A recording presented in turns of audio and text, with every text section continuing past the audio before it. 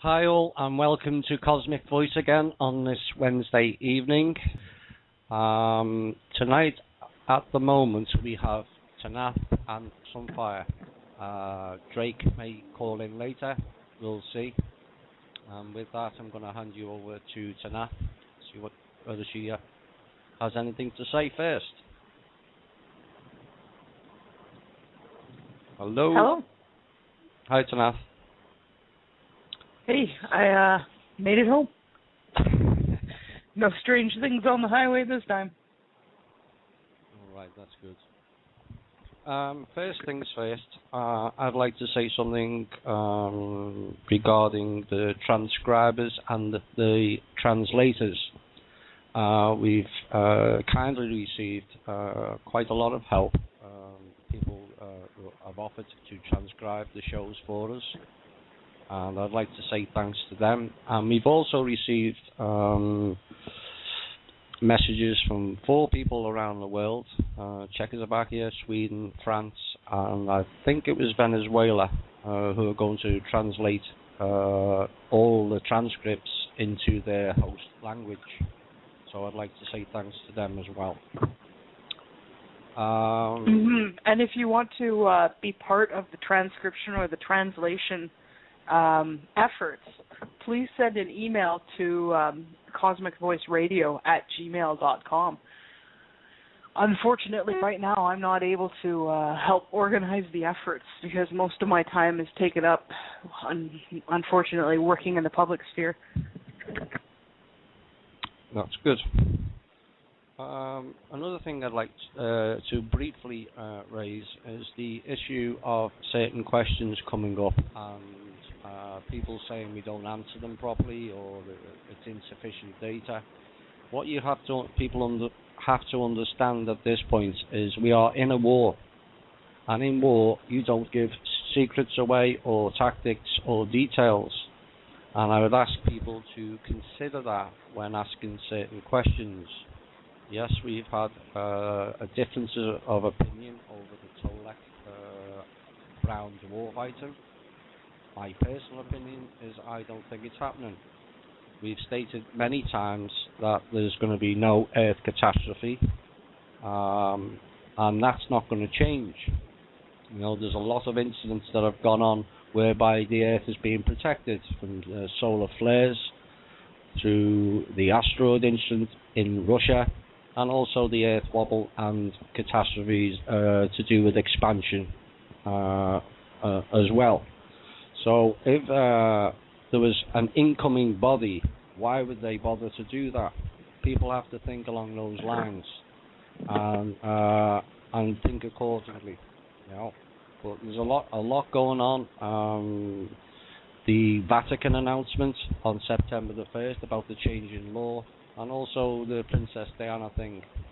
You know, and with that, are you ready for questions? Yep. I'm ready. Let's get it on. First question. Please tell us about the progress being made by the Galactic Federation of Planets and Silver Legion in understanding the Archons and in progress in eliminating them from our universe. Eliminating them from our universe is going to take a long, long time. It's not something we can do overnight. We're talking about something the size and scale of a universe that is affected by the presence of these beings.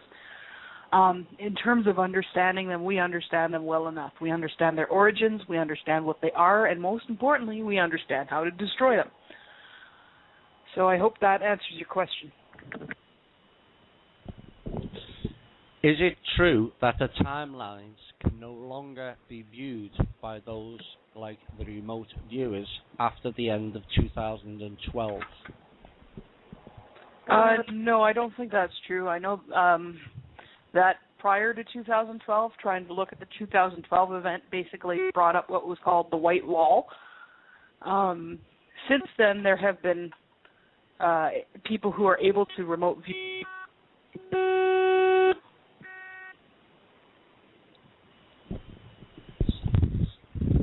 Still there? Since then, there's been people that have been able to remote view the timeline. So, from what I understand, a lot of the we can't view past 2012 was, aside from the white wall, was a trumped-up thing by the cabal to try and manufacture an end-of-the-world event, which, of course didn't happen, won't be happening.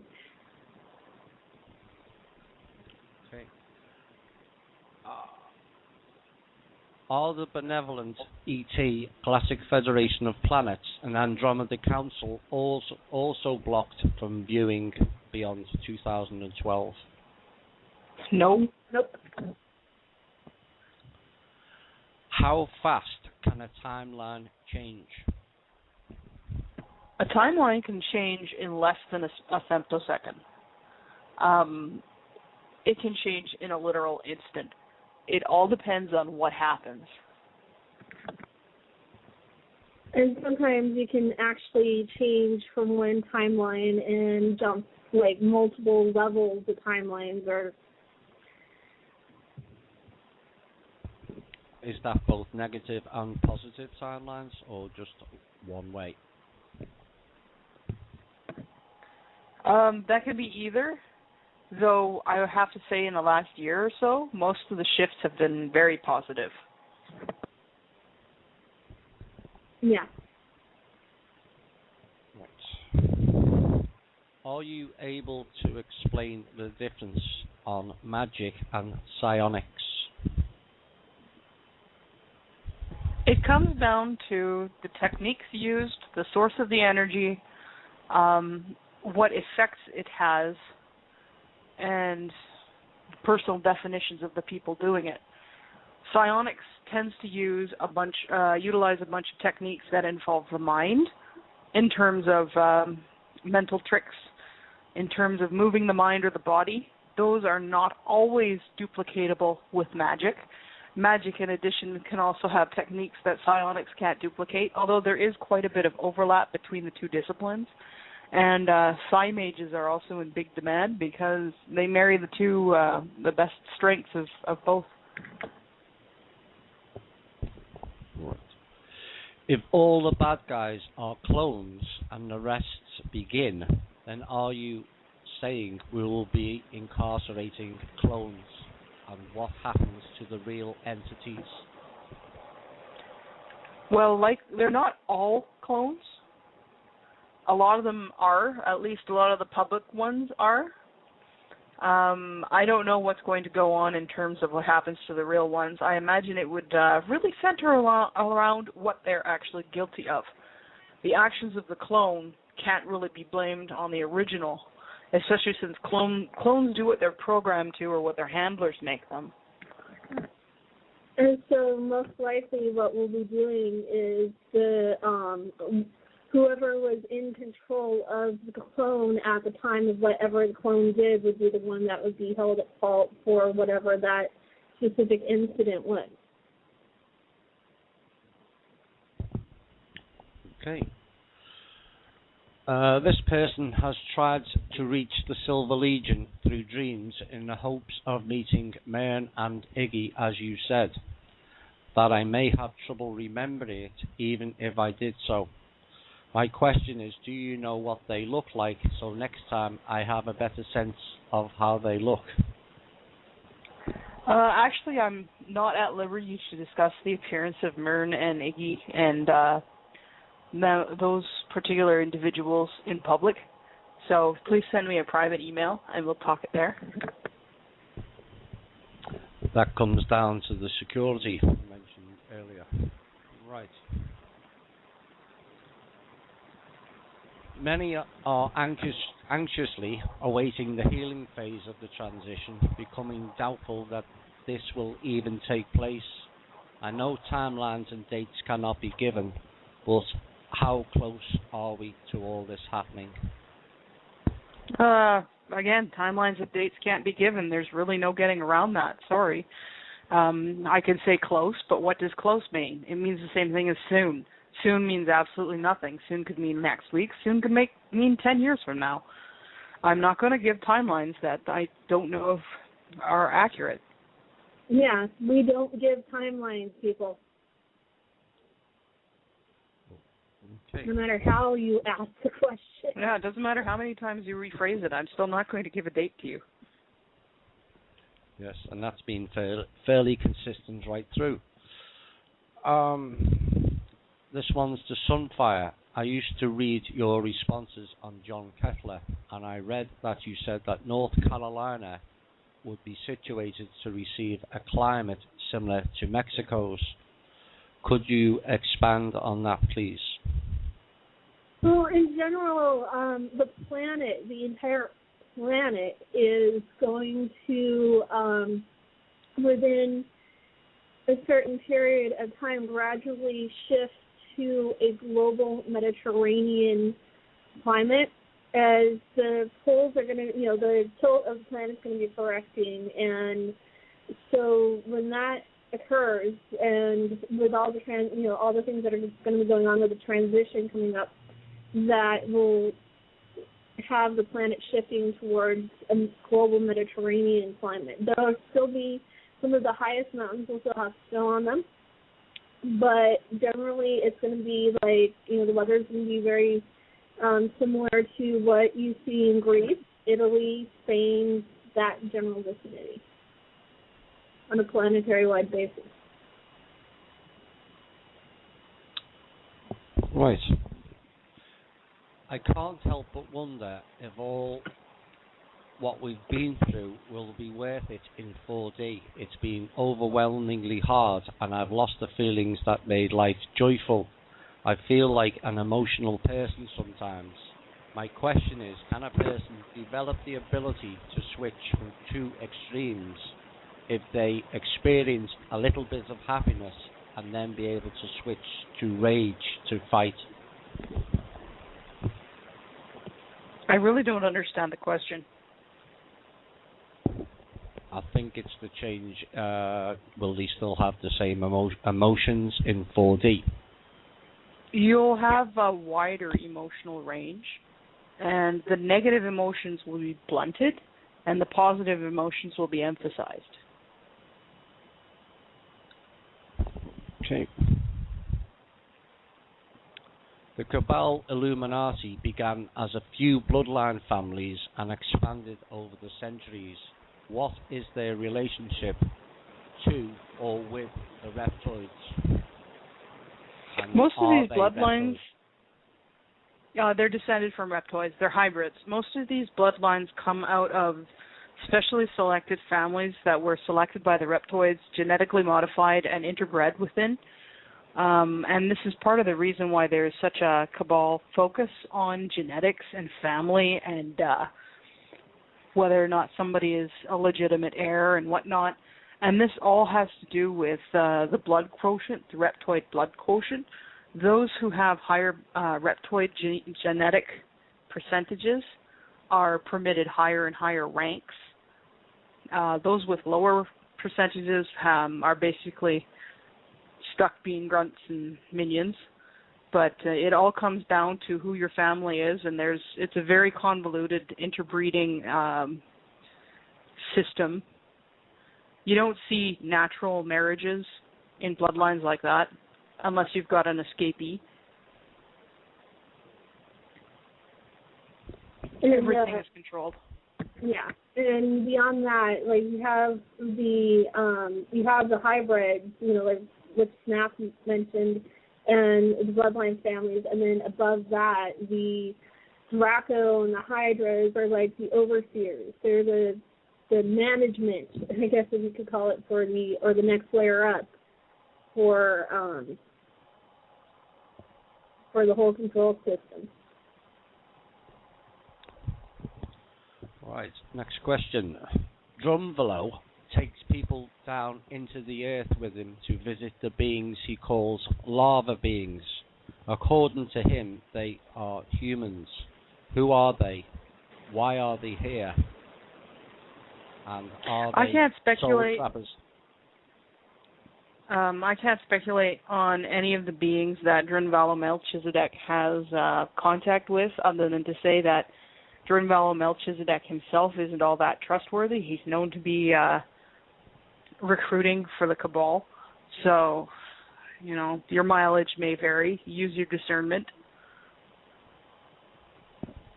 And, well, once again, I'm pretty much mistrusting of subterranean peoples. Most of them, you find the odd ones that are true positives, but most of them really aren't doing anyone any good. Or, quite often have been found to be working for the other side. Doesn't matter how much you romanticize it or what their native dimensionality is. Remember, people, that higher dimensionality does not guarantee goodness. Okay. Last Wednesday, Tanaath says, paraphrasing, if we reveal the location of the real bodies of the politicians in power, we will be dropped. Does this mean from the show, or does this mean being killed? Well, it probably would be it is probably something that'd be hazardous to our health, but we're talking more about being disconnected from the show. They really don't like it when we start discussing locations like that.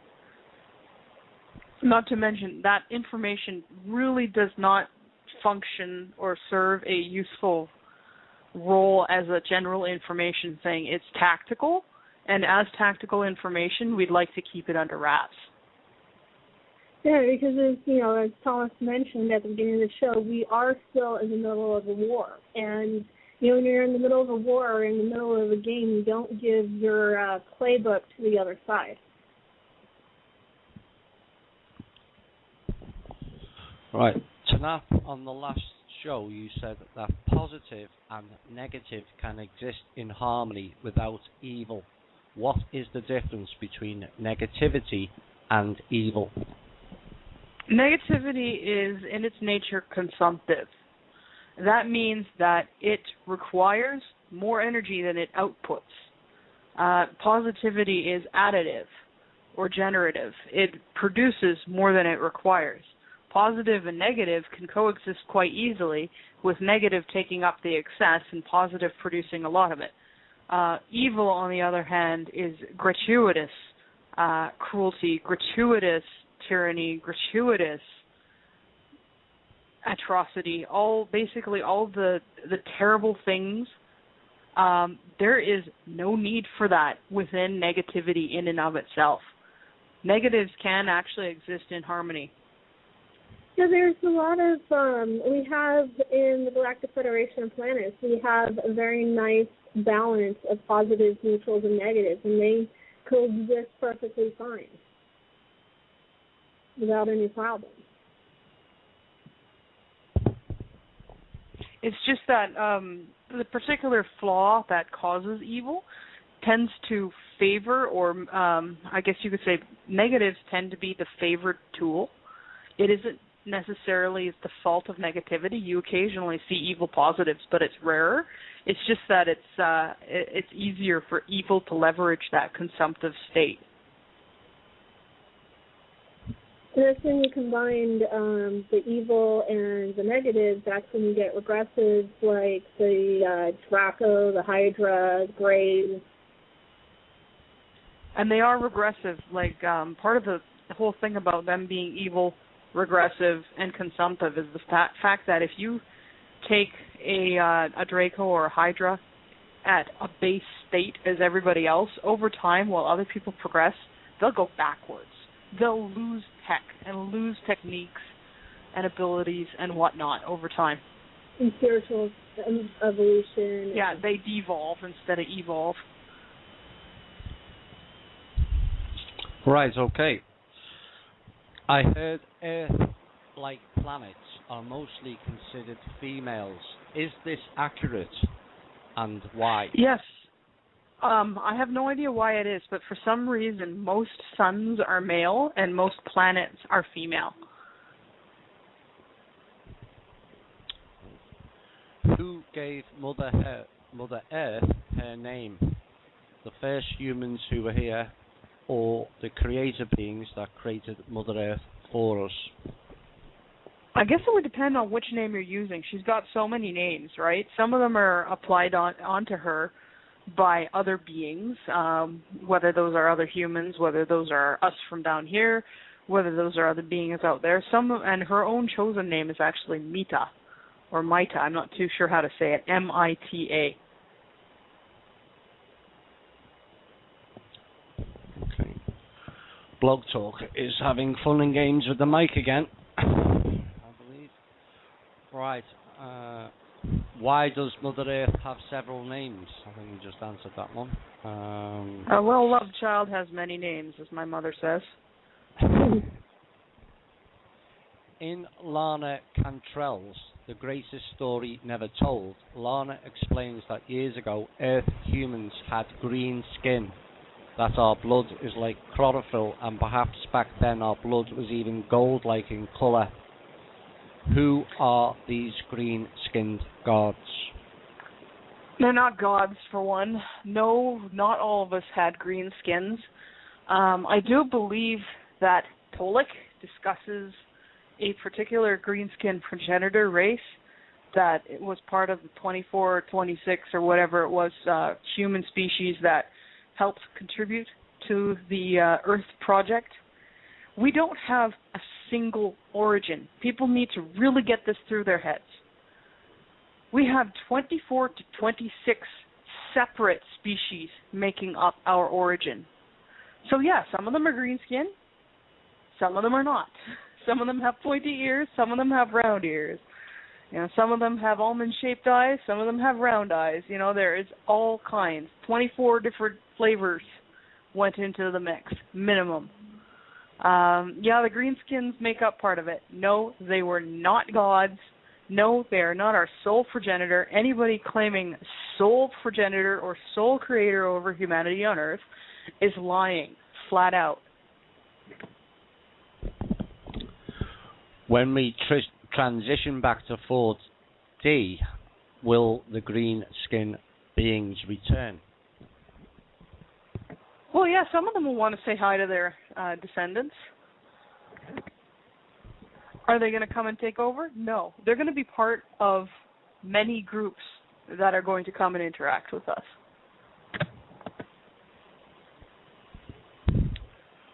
Were the Greek gods ETs, and if so, where did they come from? They were 11th and 12th dimensional god or mini-creator type beings. And they came from, well, I guess they were extraterrestrial in that they did not originate on Terra. So, yeah. And a lot of them probably even originated outside of the universe originally, because it seems, I don't think in all situations, but it seems like at least with this universe, the majority of what were the mini-creator beings or the god beings originated from an extra-universal point of origin.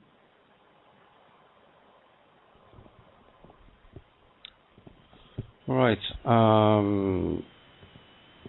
I have recently had my position deleted. I've worked in the medical field as an RN, case manager. I would like to prepare to be of assistance before, during and after transition. Would this field still be valid as we enter into the transition to 4D? I think that you'll find a lot of the bureaucracy parts of it are not as utilized. But yes, generally the healing arts, they'll be retuned, but they'll definitely be healing arts still. Yeah, definitely. And if you want to expand your healing knowledge, I suggest looking into color, sound, crystal, light healing, any of those, healing with herbs or homeopathics, massage therapies, any of what would be considered natural or alternative type of healing, acupressure, acupuncture, energetic healing like prana healing, healing with the chi energies, and stuff like that. And in the meantime, I know from past experience when I studied forensics that coroner's offices will always hire an RN. So it might be something, to look into in the meantime. What is the precursor to the event when we will meet extraterrestrials? Or what needs to happen before? Man, which event is this? I think it's the event that Cobra has been talking about that, Cobra's full of crap anyway, so. Right. Can't comment on any of Cobra's material other than to say use your discernment. He ain't working with us. Sorry, he just isn't. He's working with the Galactic Federation of Wizards and Cabal, and he denies it one side enough together, but that's the truth. As far as any precursors to the ET's landing,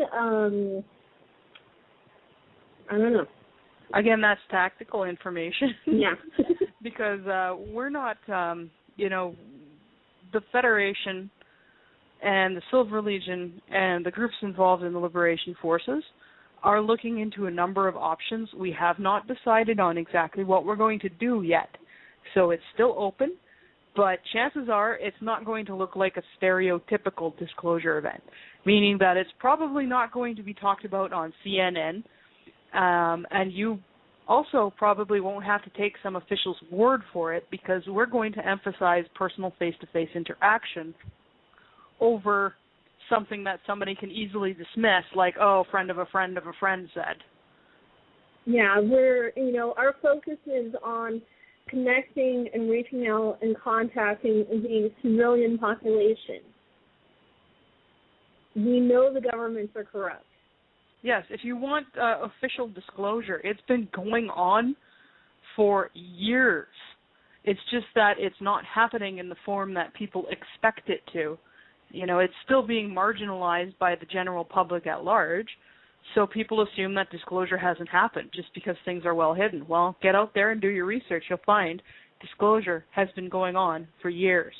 Yeah, if you guys go on YouTube, research the keyword UFO, MSM News, you'll find that there has been hundreds of mainstream network news and primetime news channels that have covered UFO sightings.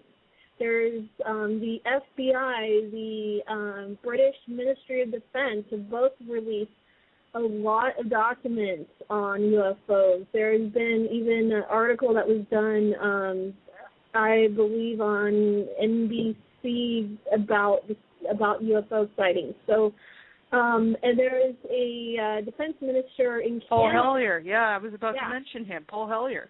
And despite all of the post hoc attempts to discredit him on the basis of the fact that he is speaking about UFOs, here is a highly ranked member of the defense industry who is publicly disclosing this material.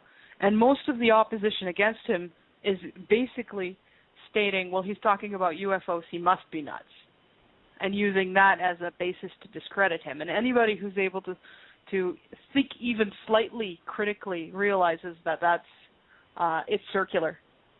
Yeah.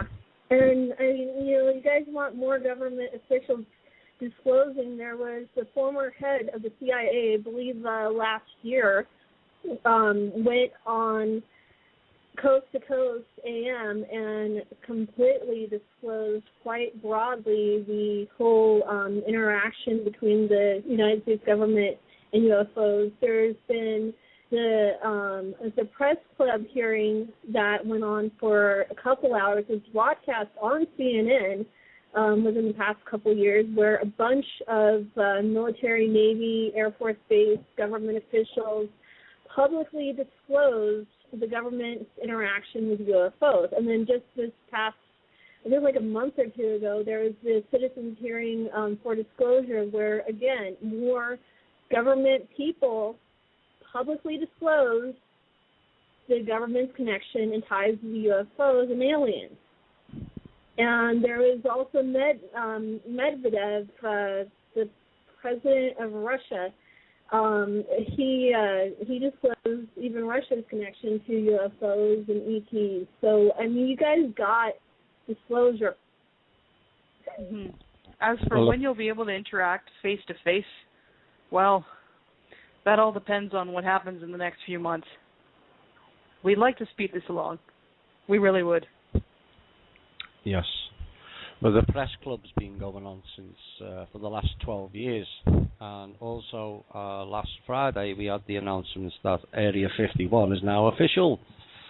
If I thought it was rather significant. The MSN article says it was a disappointment to the so-called conspiracy theorists that there was no aliens and ETs. You know, why did they have to mention that? They didn't have to put that in. Basically, it's introducing you in small steps. So it is there if you look. Right, next question.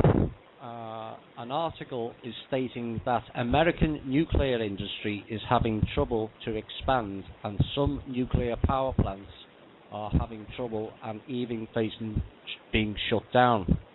You guys have said that transition to 4D will need to clean up all the nuclear material on planet Earth.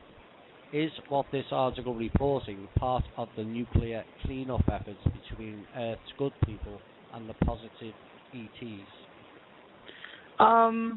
At this point, I doubt that. I think it's probably more likely that the article is trying to spur fear porn and fear around nuclear disasters.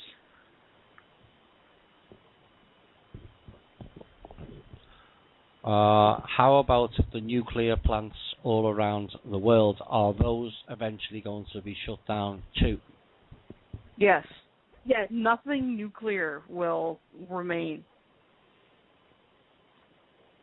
And this is the kind of thing, it's kind of like giving switchblades to 3-year-olds, right? You don't do it. yeah, or giving a flamethrower to a toddler, it's just not a good idea. And as far as, the time frame to clear, all that stuff up, it can be done in a matter of a couple of weeks. It's not, the technology that the ETs have and what technology is even being suppressed here on the planet, it can all be cleared up and be radiated in literally like a blink of an eye. Right, next question to Tanaath and Sunfire. What do you think of the books of James Redfield, like the Celestine Prophecy? Are you familiar with it, and what is your opinion? What's a basic primer in multidimensional thought?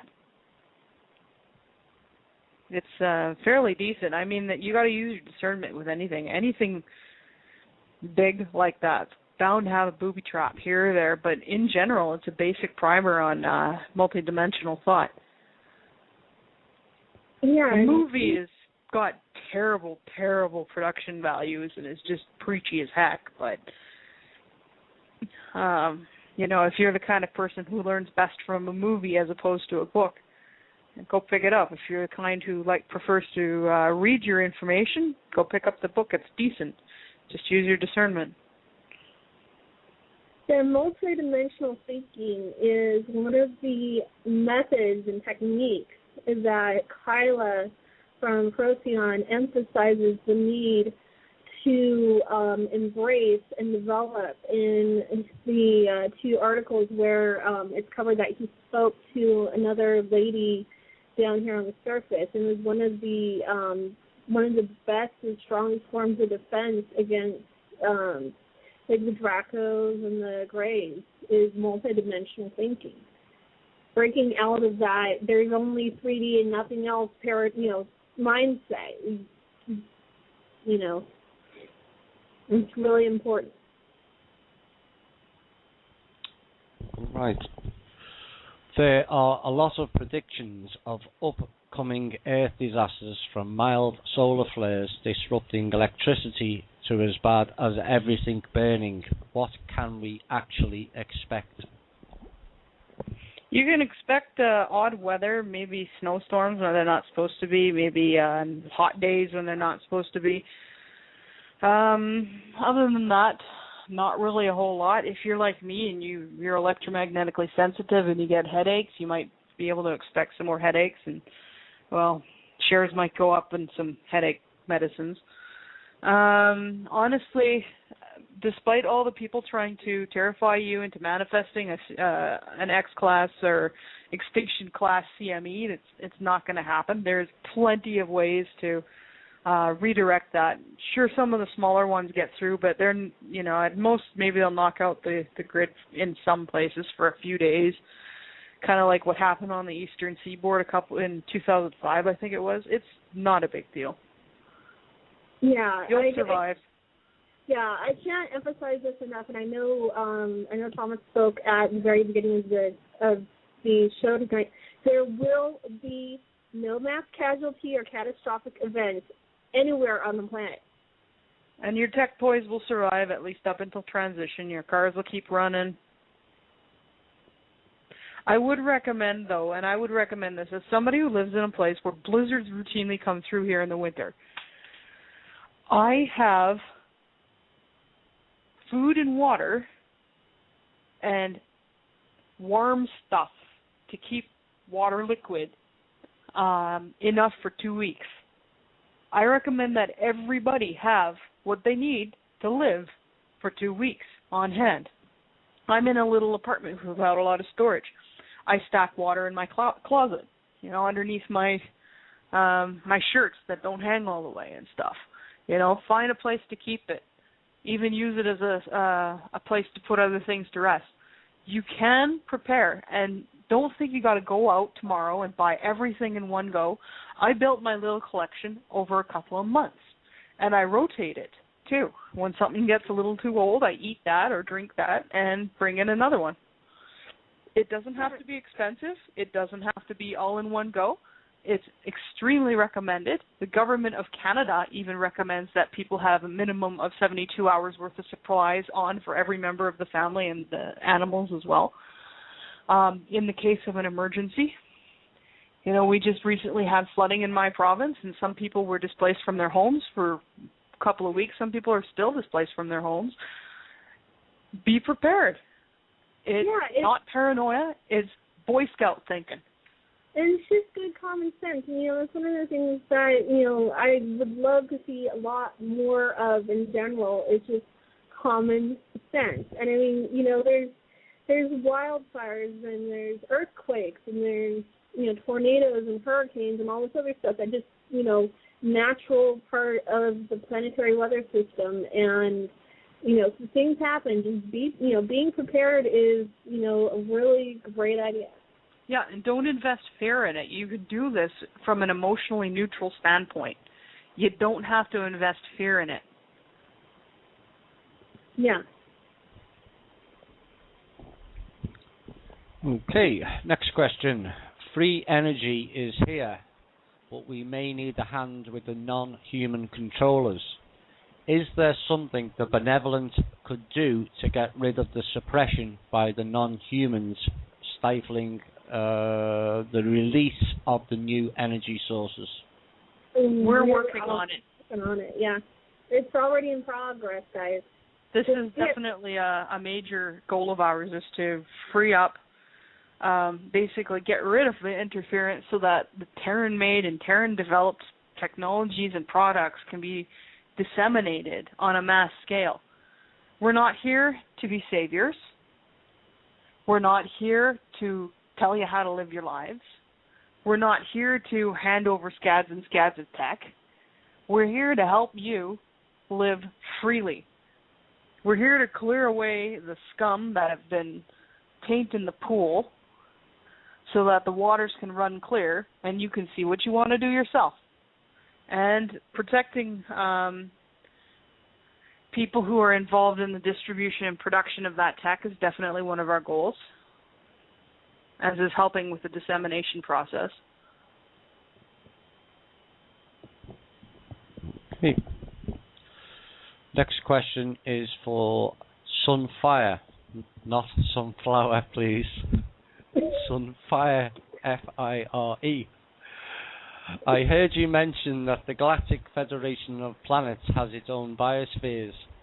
Are they also going to transport people to the new 3D planet, or is that only the Andromedans? That's only the Andromeda Council.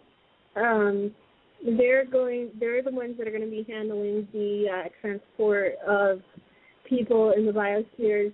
Some of the Federation might assist in transporting people from the surface to the biospheres, but as far as transporting people in the biospheres, that's solely on the shoulders of the Andromeda Council.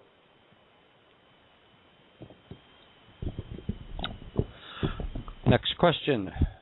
Do we all have twin flames that were split apart from us at the very beginning when we first came out of Source? And will we I don't think so. Right, okay. So they won't be reunited with them.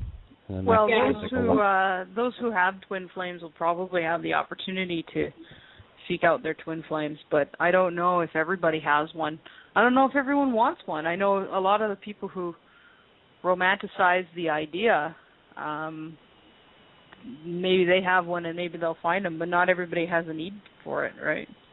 Yeah, not everybody has a twin flame in that, in that it's a split of your own soul. Twin flame the same as soulmate? No, twin flames are a bit different. Soulmates are, you can have more than one soulmate. Everybody talks about their soulmate because we're so programmed to think monogamously, but you can have more than one soulmate. A twin flame is essentially a fragment of yourself.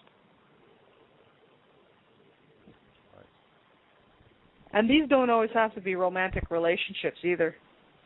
Honestly, I find the notion of this person that you are absolutely destined to love and none other, I find it very oppressive. The universe is big, and there are a lot of wonderful people in there. It's okay to love people. It's okay to love more than one person. It's okay to have a long career of many, many lifetimes in which you have many, many loves. You don't have to be bound to one person. All part of the control system. Yep. Well, heck, all this focus on monogamy and whatnot, a lot of that has to do with the disposition of property and heirs. Reptoid control systems. Mhm.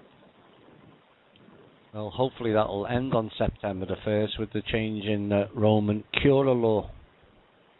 That would be nice. Yeah. I think it would be a long time before Terrans on Earth are comfortable with fully permissive societies sexually, though, and relationship-wise. And, this society may choose to remain mostly monogamous. There are cultures who do. It's a very cultural thing. But even here on this planet, we have multiple cultures around that. Yes. Right, next question is about prisoners and what will happen to them.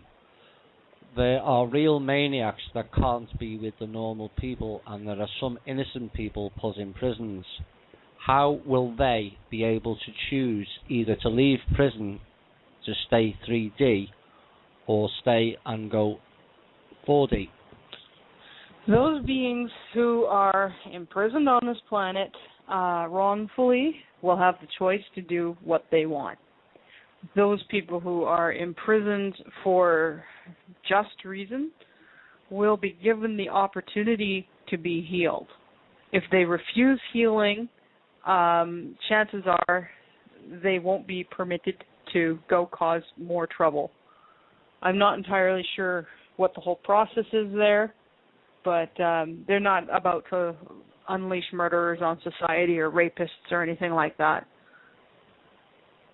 Yeah, definitely not. We're not going to make such a foolish mistake there.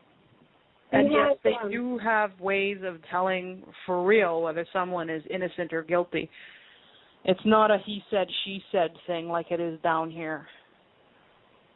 Yeah, and it's also a difference of determining what the person is actually responsible for. Those that are like serial killers, rapists, that kind of thing are in a totally different class versus somebody that stole a loaf of bread to feed their family. Or somebody who's been put away for 20 years for smoking pot or something like that. There are no personal laws governing personal use of intoxicants of any variety in the Galactic Federation of Planets. Yeah, it's kind of like, that golden rule, They don't punish victimless crimes. Right. So it's common law then. Yeah, it's very common law. Right. I recently had a dream in which I was suddenly standing face to face with a grey-like being, but it had a more bluish-grey skin tone. It was a bit taller than me, and I'm 5'9". It felt very hostile, but I haven't noticed any effects from the encounter. What kind of being was this? And if you are able to say, where did it come from? And finally, how do I know it hasn't influenced me in some way that I'm not aware of? Okay, we'll start with these one at a time. Start with the first question again. You pile too many questions on me, I lose them all. What kind of being? A bluish grey skin tone, about roughly 5 foot. Okay, so it's a grey type being. Yeah. I don't know exactly what kind, because there's a lot of them, just like there's a lot of different kinds of humans, there's a lot of different kinds of grey. Most are known to be or presumed to be hostile. What was the next question? Where did it come from? You've answered that. How do I know it hasn't influenced me in some way that I'm not aware of? That's a little harder. One thing I would do is really, really monitor your own behavior and your own thoughts for things that don't make sense but get glossed over. Watch yourself for anything that's sort of deviating from your norm. If you find yourself doing stuff that you wouldn't normally do and you catch yourself at it, it might be the result of tampering.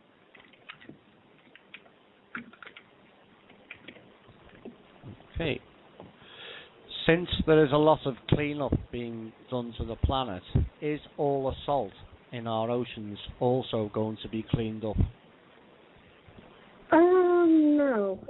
The oceans are going to remain as saltwater oceans, but there will be technology that I know exists here on the planet for desalination purposes. However, all the contaminants, like, the nuclear waste and all the bad stuff and everything else, like the Pacific Gyre and everything else that is contaminating the oceans and lakes and rivers and that sort of thing, that is in the process already of being cleaned up and will be cleaned up more thoroughly as is possible, and definitely before this transition. I do believe in the process of a few thousand years, the oceans will become less salty and eventually become sweet. You can't do it overnight, largely because it's too shocking to many of the plants and animals and other life that have evolved now, have spent so much time with saltwater oceans that if you just take all the salt away, they die. So this will give them a chance to change. Yeah. Is it true that the sea used to be fresh water and not salt? Yes. Yes. Any idea of the timeline of that? No, I don't really know the timeline on that. From what I understand, is roughly about 25,000 years ago, they started the process of salting the oceans. It was done gradually over a lengthy time in the instance that you control the water on a planet, you control the population. It was another control method. And that was done by? The reptoids. Question to Tanaath. Possibly the reptoids. Go ahead. Sorry, carry on. So I was going to say, possibly a combination of the reptoids and the Anunnaki, but as far as I understand it was done by the reptoids. Question for Tanaath. Do you have a personal replicator in your home? In my human home? No. That would be useful. That would be very useful. I probably would not need to work outside the home if I did have a personal replicator. So, no, I don't. Does Sunfire have a website?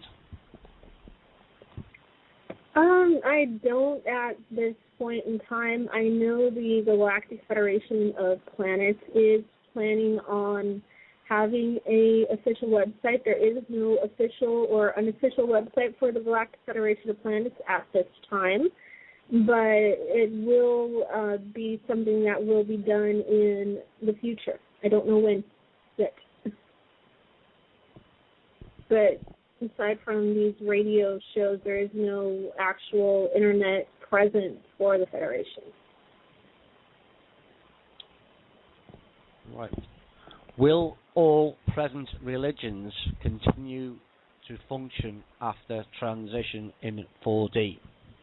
That would be an unlikely feat. Simply put, too much surrounding transition basically makes these things self-evidently false. Yeah, considering that the planetary population basically outgrew the current world religions about 457 years ago. And definitely, yeah, when, as disclosure continues to happen, as the reintroduction of our extraterrestrial ancestors occurs, as the transition kicks into even higher gear than it already is, and especially once it makes the jump from 3D to 4D, yeah, it'll definitely become self-evident that that stuff is basically a lot of horse hockey based on false stories. And this is not meant to be disrespectful. It's just that it's not true. Yeah. From what I understand, the closest, and not saying that they are, 100% accurate, but the closest to the spiritual, I want to say spiritual systems that are among the positives would be your Zen Buddhism and Shinto belief systems. But Morrissey once said that it's not about what you believe, but why you believe it. Yep. For instance, if you're believing something out of fear default, you're not doing yourself any favors or anyone else. And also, nobody has the right to threaten anyone else with doom or hell or anything else for having the quote-unquote wrong beliefs. That's just not kosher. Yeah, exactly. Is there an entrance to the inner Earth at the North Pole as stated by Admiral Richard E. Byrd? Yeah, and the South Pole as well. Yep. Where is the location of Atlantis? In the mid-Pacific. It stretches from off the coast of Portugal to almost... you mean the mid-Atlantic? Yeah. Yeah. Yeah. Yeah, that's what I said, off the coast of Portugal to about just slightly south of Florida. The sunken continents in the Pacific are most likely Pacifica, Mu, or Lemuria. Yeah. Sunfire knows more about the locations of those than I do. Yeah, Mu, Pacifica, the name's kind of interchangeable there. That's the main continent, main sunken continent in the middle of the Pacific. Lemuria existed prior to Mu and sits about where Malaysia and Indonesia are. And there's another continent called Romania, which sat between and stretched into partway into Australia, but it sat between Australia and India. And then Syria, which sat in the Mediterranean basin, and the ever famous Hyperborea, which was the capital city of Seoul, and Seoul is now known as Greenland. Okay. There is a total of 7 old continents as far as I remember, at least. Is there a timeline for that? Or multiple? I don't know the exact timeline, but for those that are really interested in some real hard facts on the old continents, I suggest starting with going to bibliotecapleiades.net and looking up in the little search box. You go and you look for History of the Golden Ages Atlantis. It actually quotes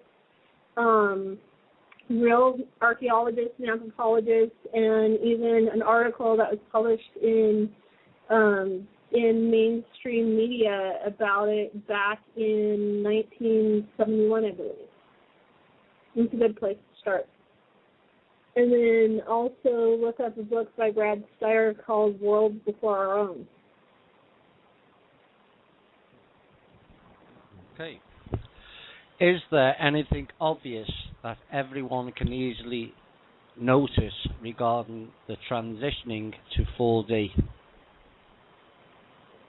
Well, yeah, the actual transition itself is going to be pretty darn obvious.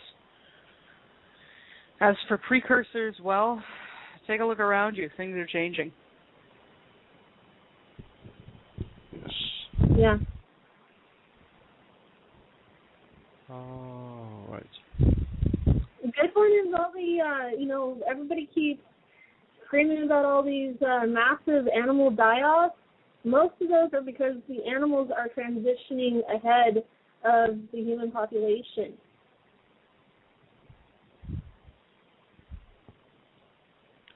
Right, next question. Did prehistoric matriarchy really exist? If so, what caused it to rise and what caused it to fall? In those dark ages after the fall of Atlantis, yes, there were matriarchal societies. I don't know if matriarchy as a general way of doing things ever really happened on this planet in the high-tech societies that came before, because those had a tendency to be very egalitarian. Okay. Will the equator change by 21 degrees or more within the next 6 months? Well, if the axial tilt straightens out, then the axial tilt won't move the equator. The equator stays the same with that. Instead, if we do see a crust slip, which is entirely possible, and it does not have to be a catastrophic event, and it won't be, but if we do see a crust slip, then yes, likely the equator will change. I think actually both the magnetic and physical poles have been moving for quite some time, and at quite a measurable distance and speed for well over 2 or 3 years now, or probably I think quite beyond that, but more measurably in the past 2 to 5 years. And anybody who's keen on paying attention might notice that the moon appears to have moved as well. Not quite where we're expecting it. Yes. Yeah, everybody keeps mentioning that it's at a more southern orbit currently than it normally is. To the person who asked the question, the 21 degree or more is more likely to be the shift on the planet on its axis being corrected. Right. Yeah. In Hindu scriptures, there are stories of demigods and demons fighting millions of years ago. Are those stories true? Probably elements of them are. It's hard to say of what got recorded, what's accurate, what's hyperbole, what's literal truth. But yes, some of them are based on truth. The assumption that all writers of ancient stories made was that these things occurred on this planet. That isn't necessarily the case. A lot of what goes down in our legends and mythologies as having happened to the gods and whatnot occurred in other times and places and not on this planet. Okay. And a lot of them are allegorical. Mhm. Will comet icing cause any changes to Earth? No negative ones, at least. Will Cabal turn off the internet within the next 6 months? They better not. I don't know what I'd do without Reddit. Let's put it this way: as far as the Federation is concerned, if they try, we'll turn them off. Exactly. Will we have 2 suns in the sky after transition? We already have 2 suns. The solar system was originally a trinary system. It's currently a binary system. And I mentioned this before on one of the previous shows, that the second sun that has been in the solar system for a long, long time is not visible to Earth, because Earth's atmosphere cannot handle the onslaught of radiation from 2 stars.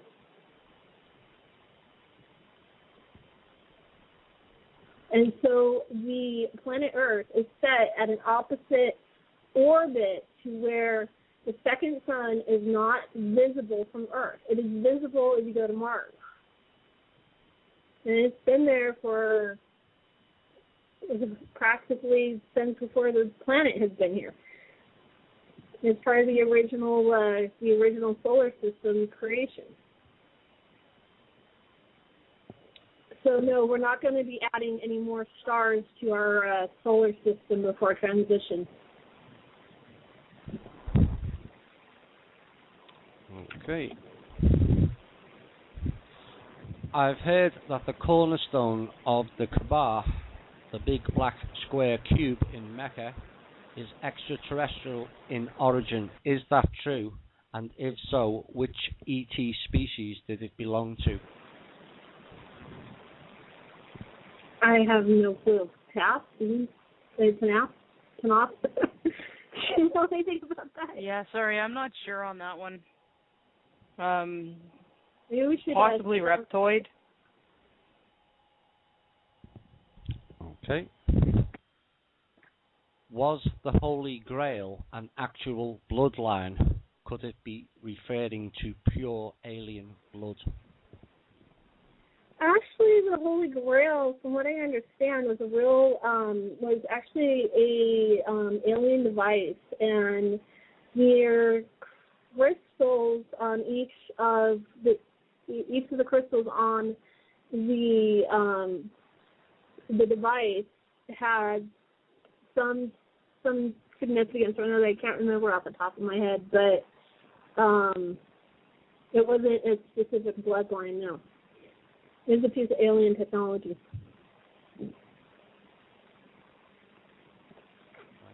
I want the holy hand grenade of Antioch.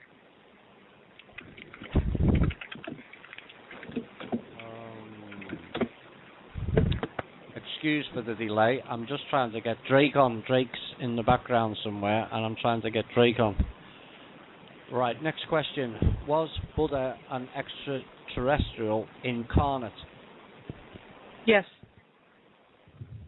A lot of the great teachers were incarnates.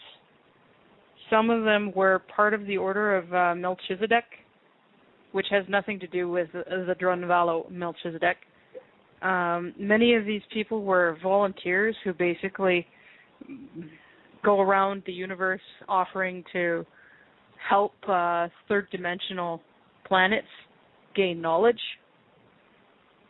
There was another Melchizedek that was involved with this, and he's the one that had 12 buddies and got nailed up on a cross. They're not gods. They're not the Son of God or gods themselves. They're extraterrestrial helpers. That's okay. NASA recently announced the finding of a giant pink planet called GJ504, also known as 59 Virginis. It's magenta in colour and located in the Virgo constellation. What is the actual name of this planet, and is there sentient life on it? There's sentient life on most planets. I'm not familiar with this one in particular. My stellar cartography is pretty awful. Well, isn't our stellar cartographer hanging out with you right now? Yes, and he's trying to get me the name. Hold on. Pteris, it's named. Right, He okay. says the inhabitants are quite friendly.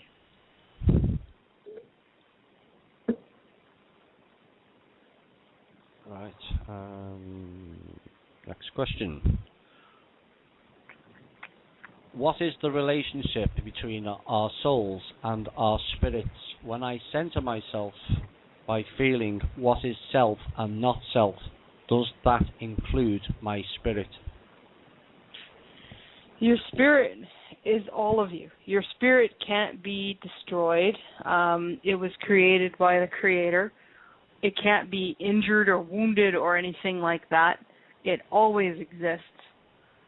Your soul is the part of you that remains conscious and does the thinking.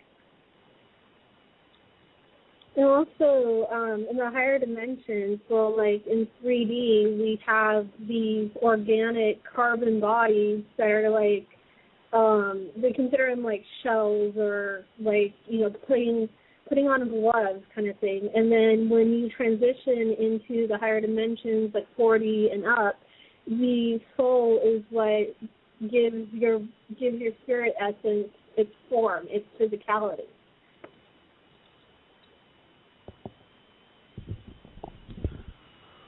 Right.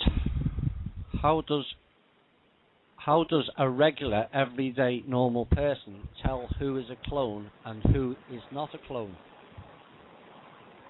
Well, watch for the blips in programming for the most part. Clones, when they're asked something that doesn't fit into their script, they have troubles with it. Serious trouble. Sometimes it's quite hilarious, actually. Yeah, like when the auto. So watch how they deal with the unexpected.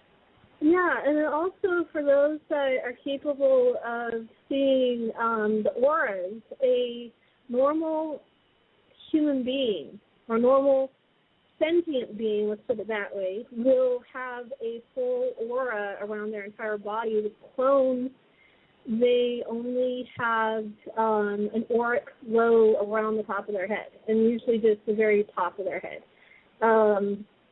This is just because of the varying way that they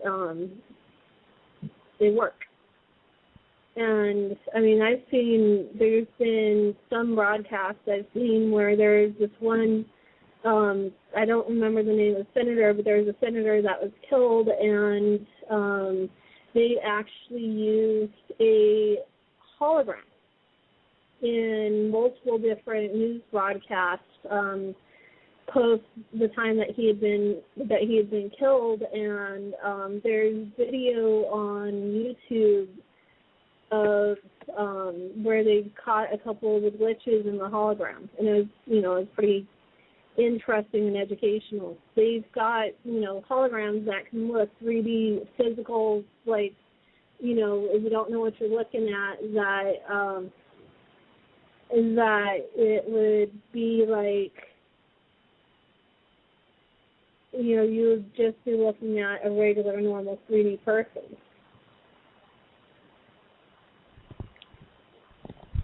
Right. What constellation is Andron in, and approximately how many light years away is it? It's in Antares. And the Antares system. Yeah. I believe that's roughly about 3,000 light years away, right? Right, no. okay. No. Or is it 5,000? Let me look up Antares. I think it's closer than that.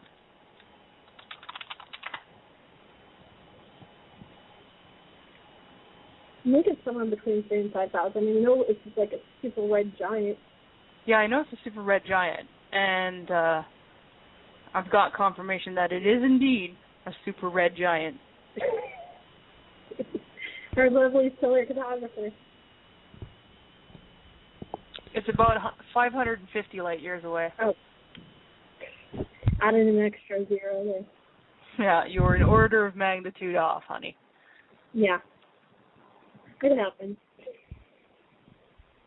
Message to the listeners, that is roughly 1/12 of the distance to the nearest brown dwarf star, which is 6,000 light years away. Right. Sunfire, have you seen any ET-based personal flying craft during your 4D research or travels? During my 4D research or travels, I see, my higher self is, operates between 5D and beyond that, so seeing, craft and working on craft and being on craft and in craft and around craft, I do that all the time. But, as far as here in 3D, I've seen probably a good handful of ships here in 3D.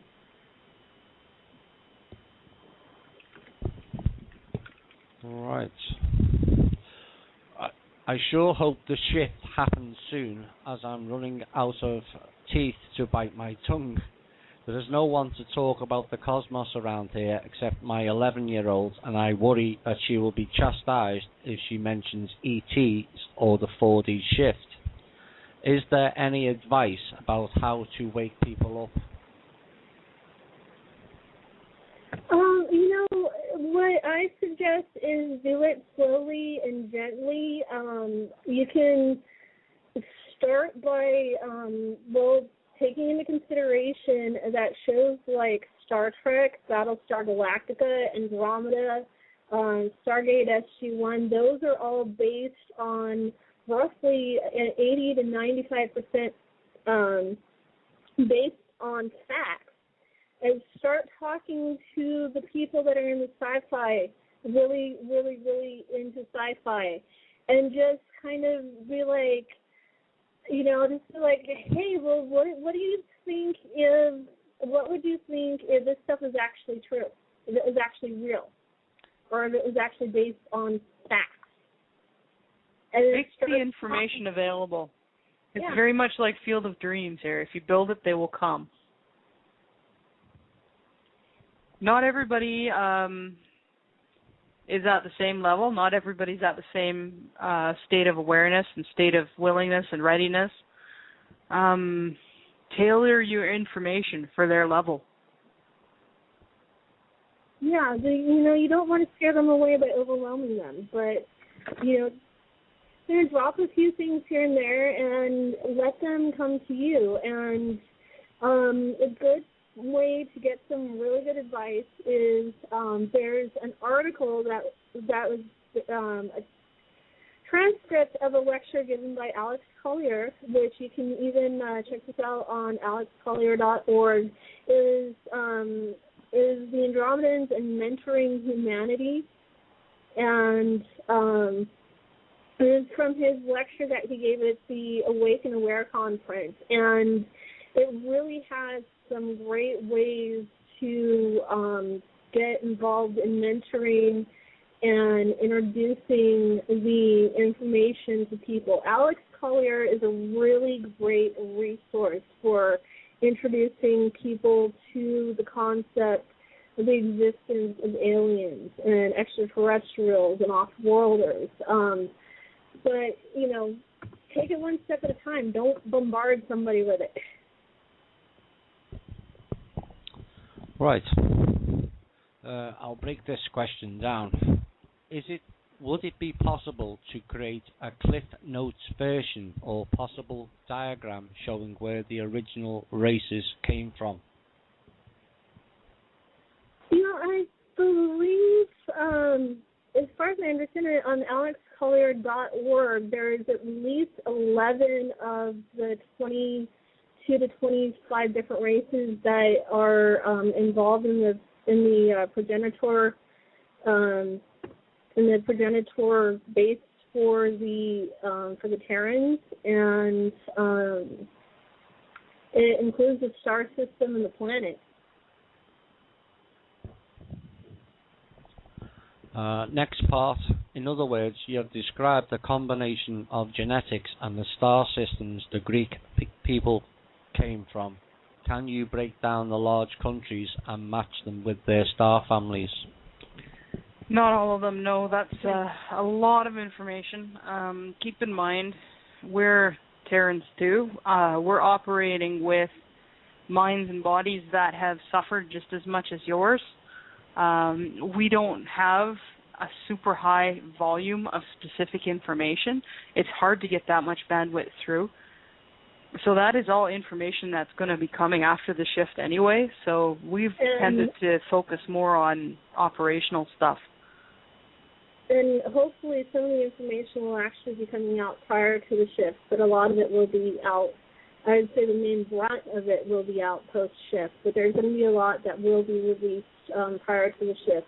I don't know when. It will be kind of on as soon as it is physically possible to do it, and whatever is determined to not be still classified under operational security.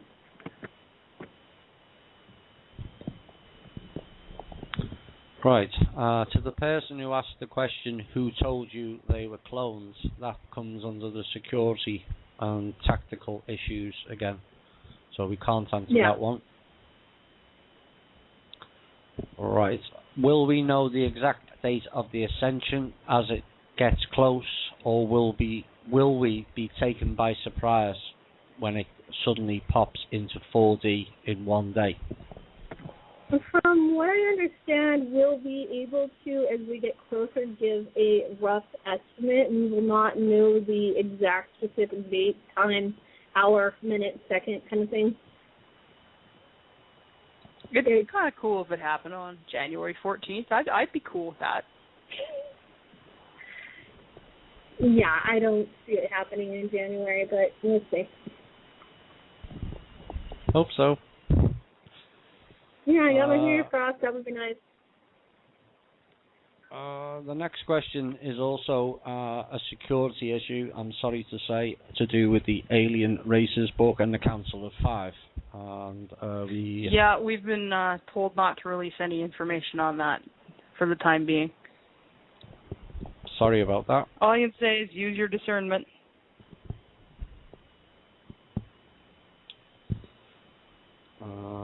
Will the Earth changes and ascension happen at the same time? Well, the Earth changes are already going on. Ascension is a process. We tend to think of the of ascension as like the flip point where our bodies move from 3 to 4th. We're actually going through the process of Earth changes and ascension both at the same time right now. So yes, they are happening at the same time, but not quite the way you're asking. Don't think of these in terms of singular events. Think of them in terms of processes and transitions. Right. Is the Galactic Federation of Light a front for harmful beings disguised as helpful ones? I've heard mixed messages. Yes, it is. It is one of the primary methods that the Reptoid and Grey Confederates use to soften up 3D human worlds for invasion. Not just this planet, 3D human worlds. And the second part, I'd be kind of interested to what sites he or she is mentioning. I see that some sites even mention both Galactic Federation of Planets and the Galactic Federation of Light as working together. Is this true? No, absolutely not. No. Anybody who's claiming that is either mistaken or attempting to muddy the water.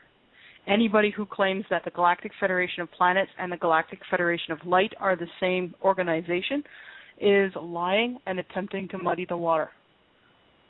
We're openly declared enemies. We don't hide it. We do not like the Galactic Federation wizards. They're not our friends. They're not your friends. They're not anybody's friends. Nor does the Galactic Federation of Planets ever refer to itself as the Confederation or Confederation of anything. And, we're very, very, very, very, very much have been, very outspoken about the fact that channeling, which is the same as possession, is banned throughout all member planets of the Federation and the Andromeda Council and the Silver Legion and any associated allied member groups. Yep. So if it's coming from a channeled source, it's not us, automatically.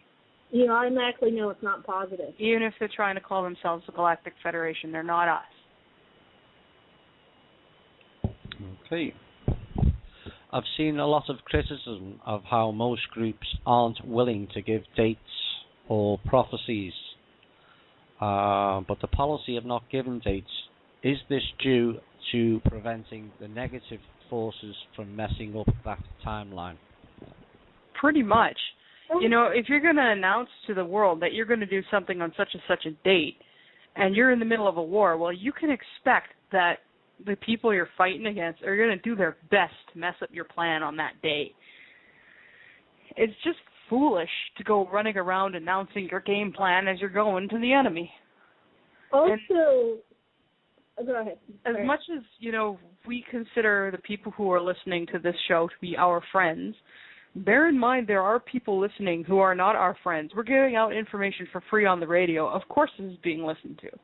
You only have to watch and listen and see how often we get knocked off when we start talking about controversial topics to realize that, yes, indeed, people are listening. We're not going to give away any tactical information. That's stupid. Also, the nature of time itself is very malleable, and it's subject to change.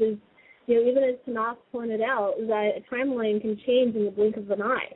And, any number of things can change a timeline, can shift a timeline. And especially when it comes to cosmic events like the ascension or, some of the other things that are slotted to happen, even the best precogs and time spheres and everything else up there in the higher dimensions cannot accurately predict down to the day, time, hour, even week that a cosmic event is going to happen. The nature of the universe is that, things like cosmic events just are not predictable in a manner and form in which those that, things on a linear time scale can understand. Yeah, you think of time as linear. You think of time as being composed up of seconds and minutes that go by in a regular measurable fashion, and on Earth that's possible. But it's not necessarily something that coincides with the rest of the universe. Now, you can think of this here as being on local time. A second to us might mean an hour to somebody else, and it might mean, an hour to us might mean a second. There is no direct translation there between things. So trying to pin down a date on it, we think of this as being something that's going by in a very regular fashion. But the truth of the matter is there's no privileged observer when it comes to time. There's nobody who can stand and say, my time is right and all of yours is wrong. So it's really, really difficult to say, well, it's going to happen on this date at this time or whatever because of that shifting around and moving around of time. Is it the difference with Earth having a linear time and that not applying outside? We don't have a linear time. We only perceive ourselves as having a linear time. Yeah, exactly. Okay. Linear time was introduced to the planet as another form of control. Yes, we know who that was. Yep. This person is talking about a friend who has cancer, and his friend doesn't know about the transition. He is losing weight, but is getting alternative treatment. Should I tell him about the transition, and how can I help him? Follow your heart. Follow your inner guidance on what you feel is best. I don't know anything about the circumstance. I don't know anything about the personalities involved. Follow your heart when it comes to things like that. I can't tell you to go out and tell someone or not tell someone. If it feels like something that's calling to you to do, then do it. Yeah, and I would say it depends on how open to the concept that your friend is, and there's a bunch of very effective alternative methods out there. Baking soda and molasses is one of the most effective methods for curing cancer. If you think about it, cancer is the Candida fungus.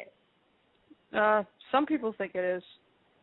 And there's also, from what I've heard, radionics is another effective method. Do your research, and there's... Keep in mind, none of us are medical professionals, and we cannot give you medical advice. But do your research. There's stuff out there. There's suppressed cures. Getting access to them is difficult, but sometimes it can be done. Also, I wanted to recommend you looking up a Chalcedian healer. His name is Jerry Wills. You could go to his website, jerrywills.com. He may be another source that will be able to help your friend. But do your research. Or find information. Right. I believe the cannabis oil, I'll say that again. Cannabis oil is good for cancer cures. So, again, as Tanaath says, do your research. Right. Will people who have never meditated or even heard of ascension go into complete shock if this happens to everyone at once? Well, no doubt there's going to be some very, very surprised people. The ones I'm most worried about are actually people who have a very, very entrenched religious belief that is not subject to evidence. Where it doesn't matter what evidence or proof you give them of an alternate explanation, they will not change their minds about their beliefs. Those are the people I'm the most worried about, because this is going to be hard for them psychologically to grasp and to understand. Okay. Right, this person is saying about a year ago he or she started to see what appears to be another dimension around him or she all the time. Can you explain what I may be seeing? Possibly another dimension that you're seeing. Without being able to see what you're seeing, I can't really say. Or without a more accurate description than that, I can't really say. Like, it could very well be overlap into the etheric realm, the astral plane, even a higher dimension. Yes, it doesn't say whether it's during the daytime or the dream time, so it's kind of difficult to answer that question. It's not enough information for me to answer that. Yeah. Oh, right. If the Greys are basically robots, does the 3 times check, is it affected when communicating with them? Usually they just go silent when you try to give them a 3 times check. Remember, no answer is a no. And also, I don't recommend attempting to communicate with Greys unless you've got a sword in your hand and you're planning to chop its head off. Yeah. Greys are untrustworthy enough that you can pretty much assume they're there to do you harm. Greys are basically think of them as like a parasitic virus that is infecting the entire universe. They are under extinction protocols by the Galactic Federation planets for a reason, not just because we don't like them. I think you They're said kind of on like cockroaches. Yeah. I think Sunfire said on the previous shows to just punch them. So that's good advice, I think. Same question. The reptilians can manifest a human form. How does the 3 times check work with them? I don't know how well the 3 times check works with flesh and blood humans. But usually with spirit beings it works. And again, you start asking reptilians and they usually flip out and start acting overtly aggressive. They get really pissed off that you're questioning them. That's a really good indication that they're not there with your best interest in mind. Yeah. Okay. Will we still have a soul contract after the transition? Will it be the same one or a new one? A lot of the contracts that were in existence were violated, so it's really hard to say what's going on with the soul contracts right now. But soul contracts aren't just for 3D beings. They exist all the way up to existence level. For the benefit of the people who don't understand what a soul contract is, can one of you expand on that, please? No. Well, you can consider it kind of like, in this case, your incarnation agreement or your birth agreement. It's basically an outline detailing, in general terms, what you are or are not willing to experience or agree to experience during your current life. It is a contract made between you and Source, and in some cases you may contract with a specific group or being in order to get something specific done. And such is the nature of my particular incarnation. This is under a specific mission contract. So I'm not just doing a general life to learn some stuff. Like, you can't go through this without learning anything. It's categorically impossible. Nobody gets out of life without learning something. But I'm here for more than just joyride. I'm here to work. Right. On the last show, you stated that Obama and many more are clones.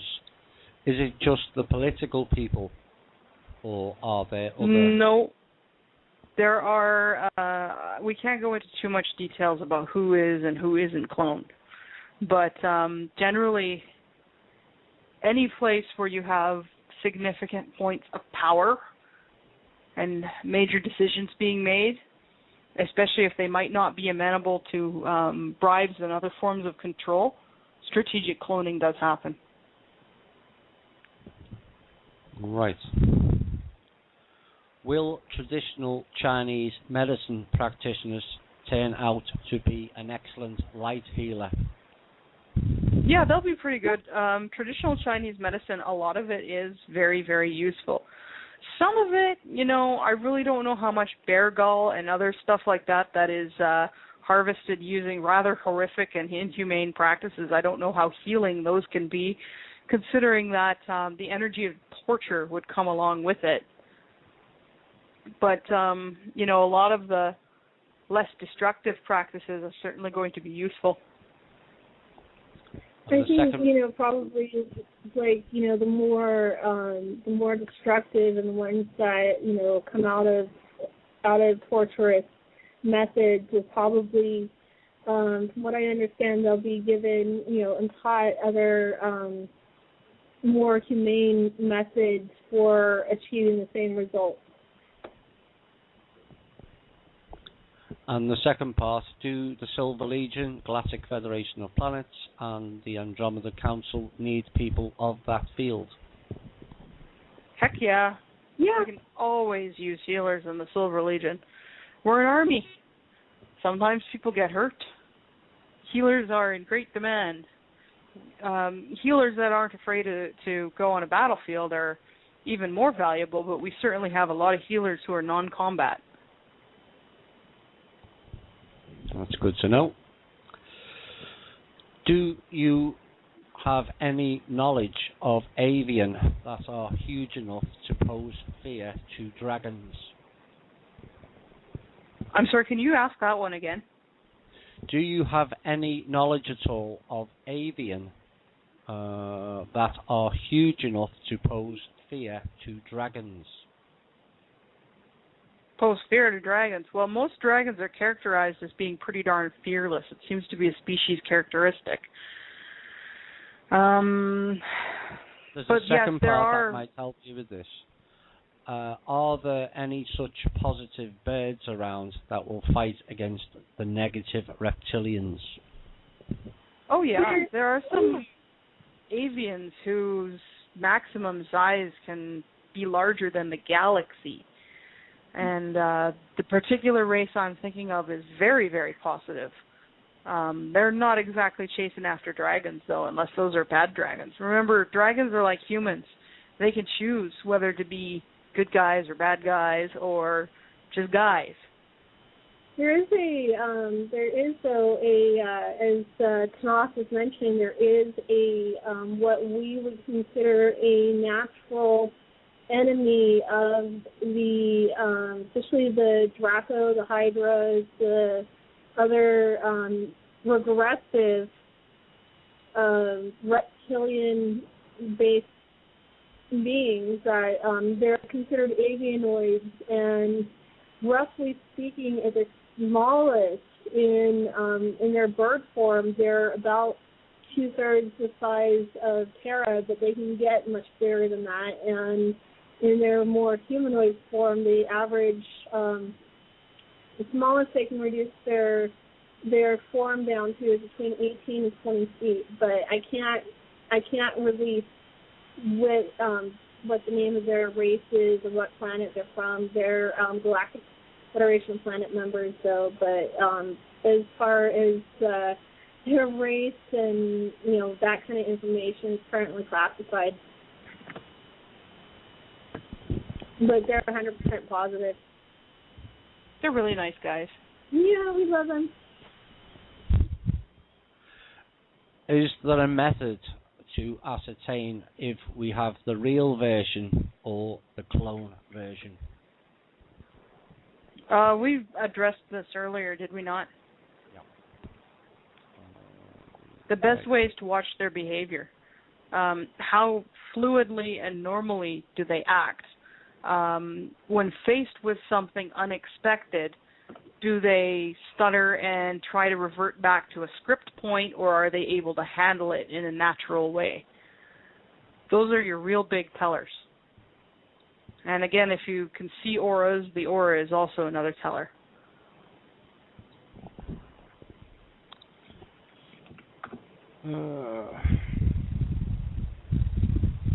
Right. Recently, Gene Haynes wrote that Angel's ETs are now in place assisting the shift, according to senior clan leaders in Asia. Can you shed some light on this, please? Yeah, they're talking about us. Yeah, well, and also there's ones that are on the surface, and I believe Drake said when he was asked about the question before that he's not at liberty any more than we are to disclose who these individuals are. But some of them are definitely Silver Legion and allies. So as far as the other ones that are on the surface, Drake said before, and it still stands, we can't release that information. No. Yeah, to the person who asked that question, the rest of it, who and since when are they in contact with, cannot be answered, as just stated. And because Drake's not here currently, I'm not too sure whether I can answer whether Neil Keenan actually knows about it, personally. Right. What does it mean when the Greys say eloot, eloot, eloot? ELOOTE. I don't consciously know Grey, so I couldn't tell you. Me either. And, generally speaking, I don't wait long enough for a Grey to even get a word out before I chop their head off. And I don't advise anybody else does either. If you see a Grey, kill it. There you go. Or run away. Yeah, or run away. Can you please tell us more about the Archons? Have we got rid of them? And how can we help to get rid of them? Depends on what you mean by the Archons. If you mean the Noom Da'akran, the little floating amoeba things, they're becoming less and less of a problem. If you're meaning the social and spiritual controllers, they're also becoming less and less of a problem.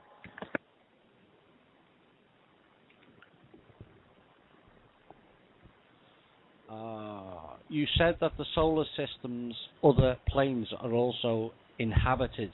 So who are they? How did they come here? And are they helpful? Most of them don't really want anything to do with what's going on here. They're staying out of it. Some of them have been causing problems. I'm not at liberty to discuss who, but some of the inhabited planets, their populations, some of those guys have been causing problems for Earth right now. Right. Is Comet Ison an ET space vehicle? I don't believe so. Space vehicles don't need to travel that slowly. Right. The people from Alcyon in the Pleiades, are they friendly? And can you tell us a bit about them, please? Okay, the Alcyons are kind of known as the Keystone Cops of the galaxy. They have a tendency to mess things up. Some of them have been part of the problems that are going on that led to the control system and led to the invasion of the reptilians on this planet. Others have been well-intentioned, but still kind of contributed to the mess inadvertently. We don't really like to talk much about the Alcyons. It's a messed up situation with them right now, and we're still finding out a lot about what's gone on. So I think to discuss the full situation right now would be premature since we don't have it. Is there something to the power of 3 theory? The Trinity, 3? Yes. Do what? Is there something to the power of 3? Yes, quite a bit. It's the basis of the sacred geometric construct of all existence, among other things. It can be either positive or negative, depending on how it's used. It can be doubled or tripled any multiple of times. You see it commonly in doubles. Doubles go to a 2-3 ratio or 2/3 ratio, where you have more than one triangle in use. 3 can be the designate outer portion of the first full trinary solid known as the tetrahedron. It can designate and connote the 3 levels of radiation from a star or sun. The 3 levels of being of man. There's a lot of things it goes to. So, yeah, 3 is very significant. Okay? Yes. Drake, if possible, are you able to describe the extraterrestrials you are in contact with? Several of them look pretty much like we do. Some considerably different. It would be best for everybody to consider simply this. Introductions that are coming up soon will be made by people that look like us. It makes things easier. Then, as well, the introduction at a slightly later date after somebody's comfortable with that introduction, then you get into people that are similar to us yet different. They may have the attributes of, say, Spock. That's not uncommon, as well as some of the other races that were presented on Star Trek, the Klingons as an example. And yet, once you get used to the idea that there are entities that simply developed in different ways, different traits, you get used to it. When you start getting used to it, the acceptance level goes up. And that's primarily what this is, one of the reasons for this show, and one of the reasons for the explanations is so that people can understand that there are things out there that they have not been told about for varying reasons. And yet now is the time for the beginning of the disclosures. This gives information so that you're not afraid of dark or darkness or the unknown, and also gives a person an opportunity who does not believe at all. Well, okay, I heard this. Okay, that's fine. I'll believe it when I see it. Well, when it happens, then majority of those people who would have that particular take on things would adjust more toward the positive, like, wow, that's different. Okay, I wonder if they're really like they say. And you holler over, hey man, you want a cold beer? And this entity that is different turns around and says, sure, that sounds good. And after you sit on the porch and talk to each other for a while, it smooths things out. So yeah. Right. Part of this question was asked before. I'll just ask you the part that we couldn't answer. Gene Haynes wrote that Angels ETs are now in place assisting the shift. Does Neil Keenan personally know about this too? Yes. Neil's versed in things. Gene and Neil work together very closely, so there's a lot of cohesion within certain personal groups that include Gene, myself, and others.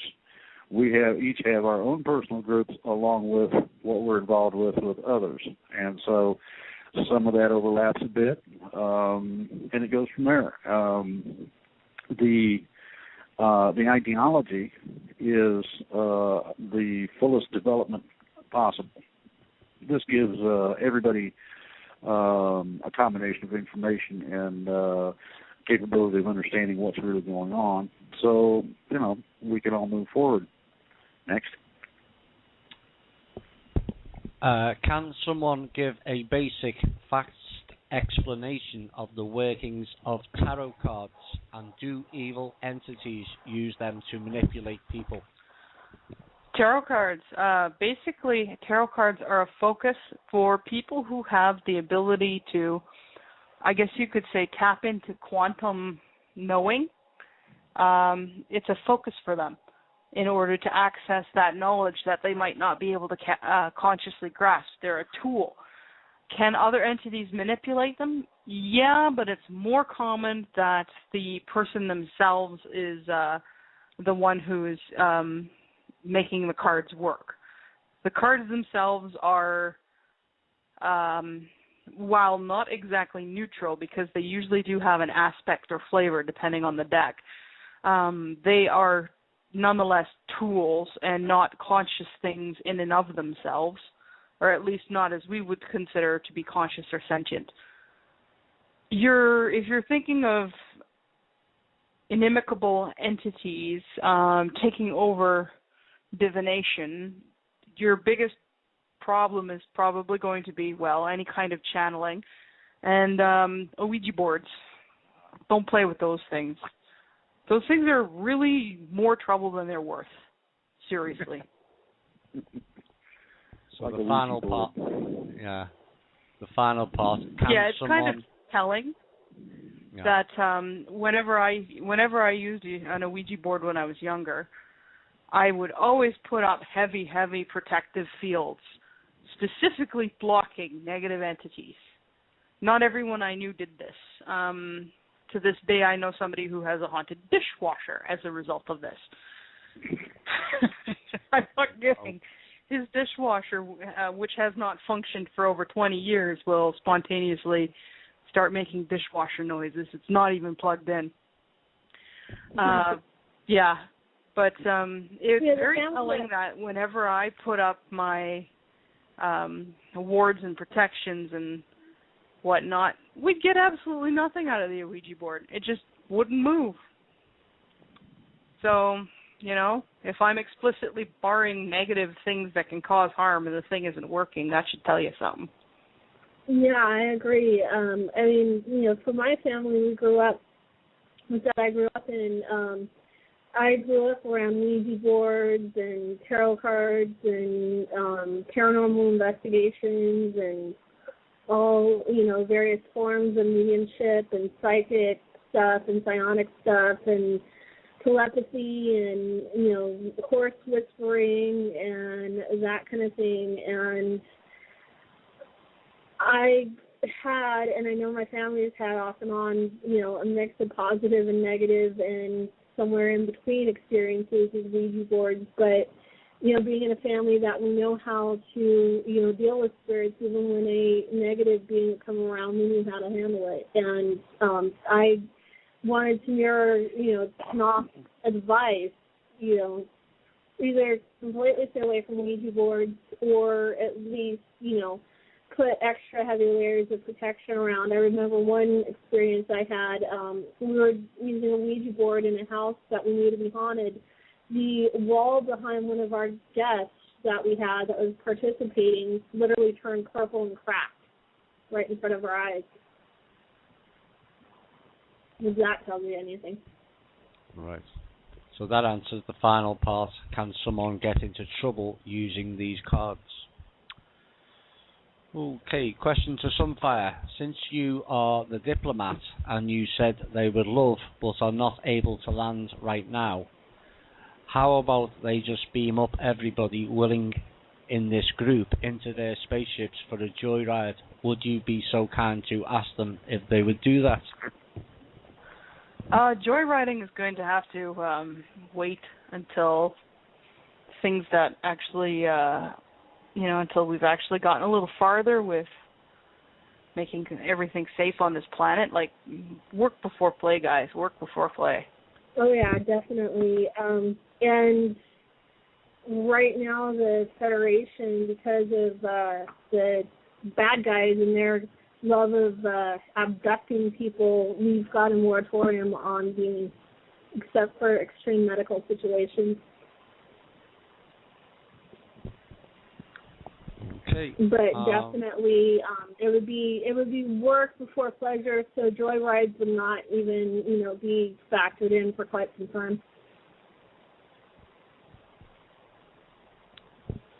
Well, this next question is about light warriors dematerializing a nuclear weapon in the Philippines around the 4th of July. Did this happen? And was it the Silver Legion? If it wasn't, who was it?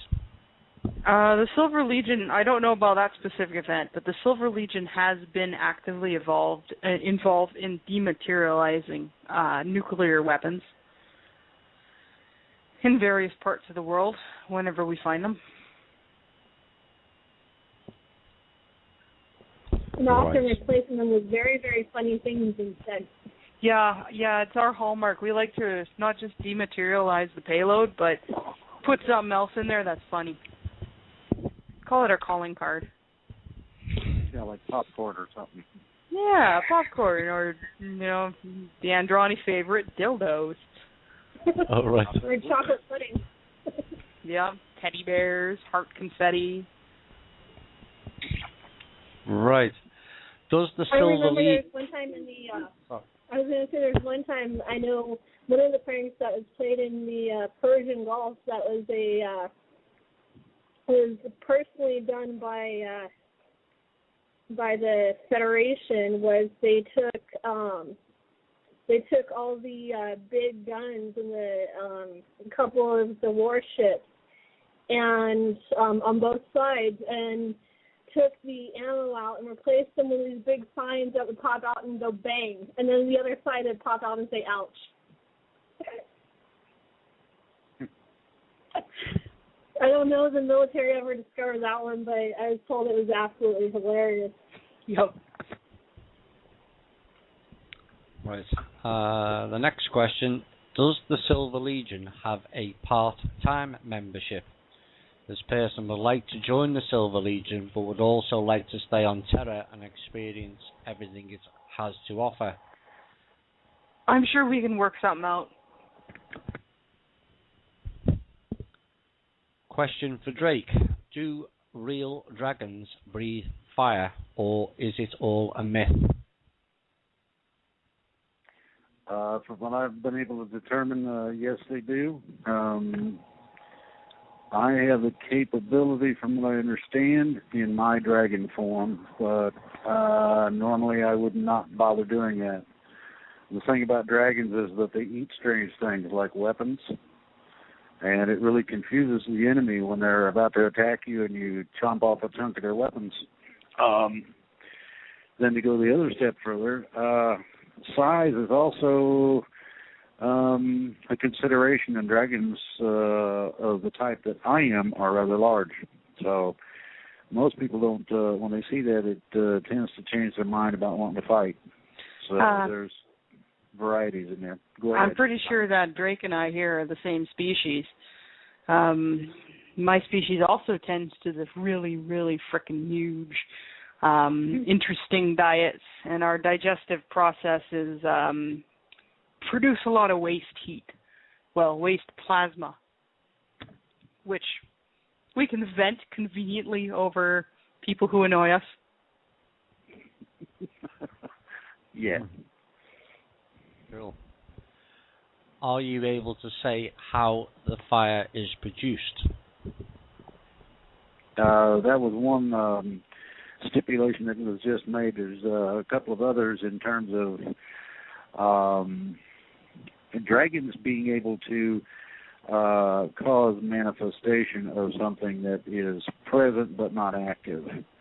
And the plasmic description was close to one, that's one aspect, but close to also being able to simply belch at will, as an example, for somebody that drinks a lot of beer. That would not be uncommon. So you have to understand that there are a variety of ways to produce this. Primarily, there's two types. The plasmic is probably the stronger of the ways I'm familiar with. The other would be the, quote, flame that you see in the cartoons and whatnot, which is fostered by the same process, but just a little different take. It's kind of like putting it on medium instead of high. Yeah, I know some who are also able to just basically summon beams or energy and direct it basically with their face. Yeah.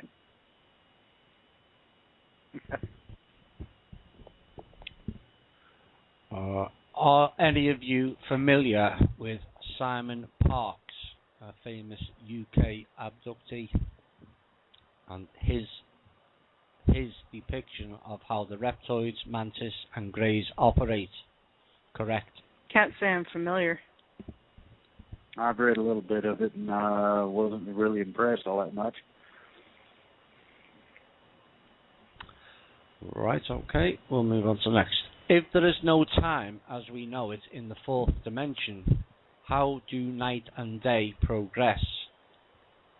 They still progress. I think we've described this quite a bit. Time and its perception are not as we know it here.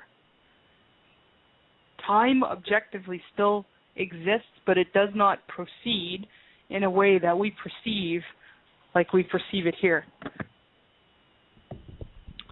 Will there still be sunrise and sunsets? Oh, yeah. The spheres will still move. What people don't understand is time is not a basis for existence. Okay? People do not understand that because they perceive time as being a reality force when it's not actually a reality force. It's actually a quanta. And it's not actually what would be considered an active quanta. It is a subquanta, T sub Q. So when it is put into formulas such as relativity formulas, the only kind of time that can have relative impact is the type of time that we manufacture, known as lineal time. And time is not lineal. So therefore, there is a bunch of false aspects to what we think we know or understand, and this is where the differential comes in. One is, and always has been, and is still there, but the interaction of true time is totally different. And a lot of this, and I've explained this before, but I'm going to hit it again, a lot of this stuff does not directly translate into any known thing on the planet Earth at all. And so the concept, as I've described it very generally, is about as good as you're going to do until people get to 4D and can actually understand the ideology of a spherical that doesn't have any impact on anything, but is really there and can be solid if you decide to make it that way. In other words, there's a lot of ifs, ands, buts, and metaphors involved. And until people understand a quanta of time or a snippet of what the closest thing to that would be pure reality, is an unobtainable quanta. Pure reality is source or God or that which created everything. And when you get to the point where you can understand that that is our description and definition of time, you can exchange or do away with the ideology of time and stick in a little phrase called, or a little word called duration. Each and every last thing has a specific duration period, not necessarily a time of existence. That's the difference. Okay? Okay. This question is about the 12-strand DNA being turned off. When was it turned off, and will it return during the transition? Yes, it will return during the transition. It was turned off roughly about 25,000 years ago, give or take. This is done by the Anunnaki, and also it was also part of the whole thing being done by the Draco. It was to institute extra control methods, and was done gradually over time, not a all-at-once kind of thing. And also they took, we used to have 48 chromosomes. They took the last 2 chromosomes and smashed them together and smashed them into the 46th chromosome. And a lot of what mainstream geneticists, scientists, all that are saying is junk DNA. It's not junk DNA. It's all the DNA memories and the genetics from our predecessors and progenitor races, and those extra 10 strands of DNA. And it's all going to return and be reactivated. And I think some of it already is, but the majority of it will return and be reactivated with the transition. Also, you don't need to go to anyone and give them money for them to reactivate your DNA or activate your DNA for you. Anybody who's offering to do this for you is probably doing more harm than help. It will happen naturally. You don't need to go pay for it. Yeah, I mean, really insist on it being done sooner. Go see a shaman, and I'm not talking about anybody who claims to be a shaman. I'm talking about literally walk onto a Native American reservation or something like that, and respectfully ask them for assistance and ask to speak to one of their healers or one of their shamans or a medicine man, and and be respectful. Right, okay. Next question is on the Neanderthals. Were they around before or after we were seeded, and are they our ancestors? They were an individual experiment. There is anthropological evidence that for a short period of time, Neanderthals and modern man walked and coexisted side by side.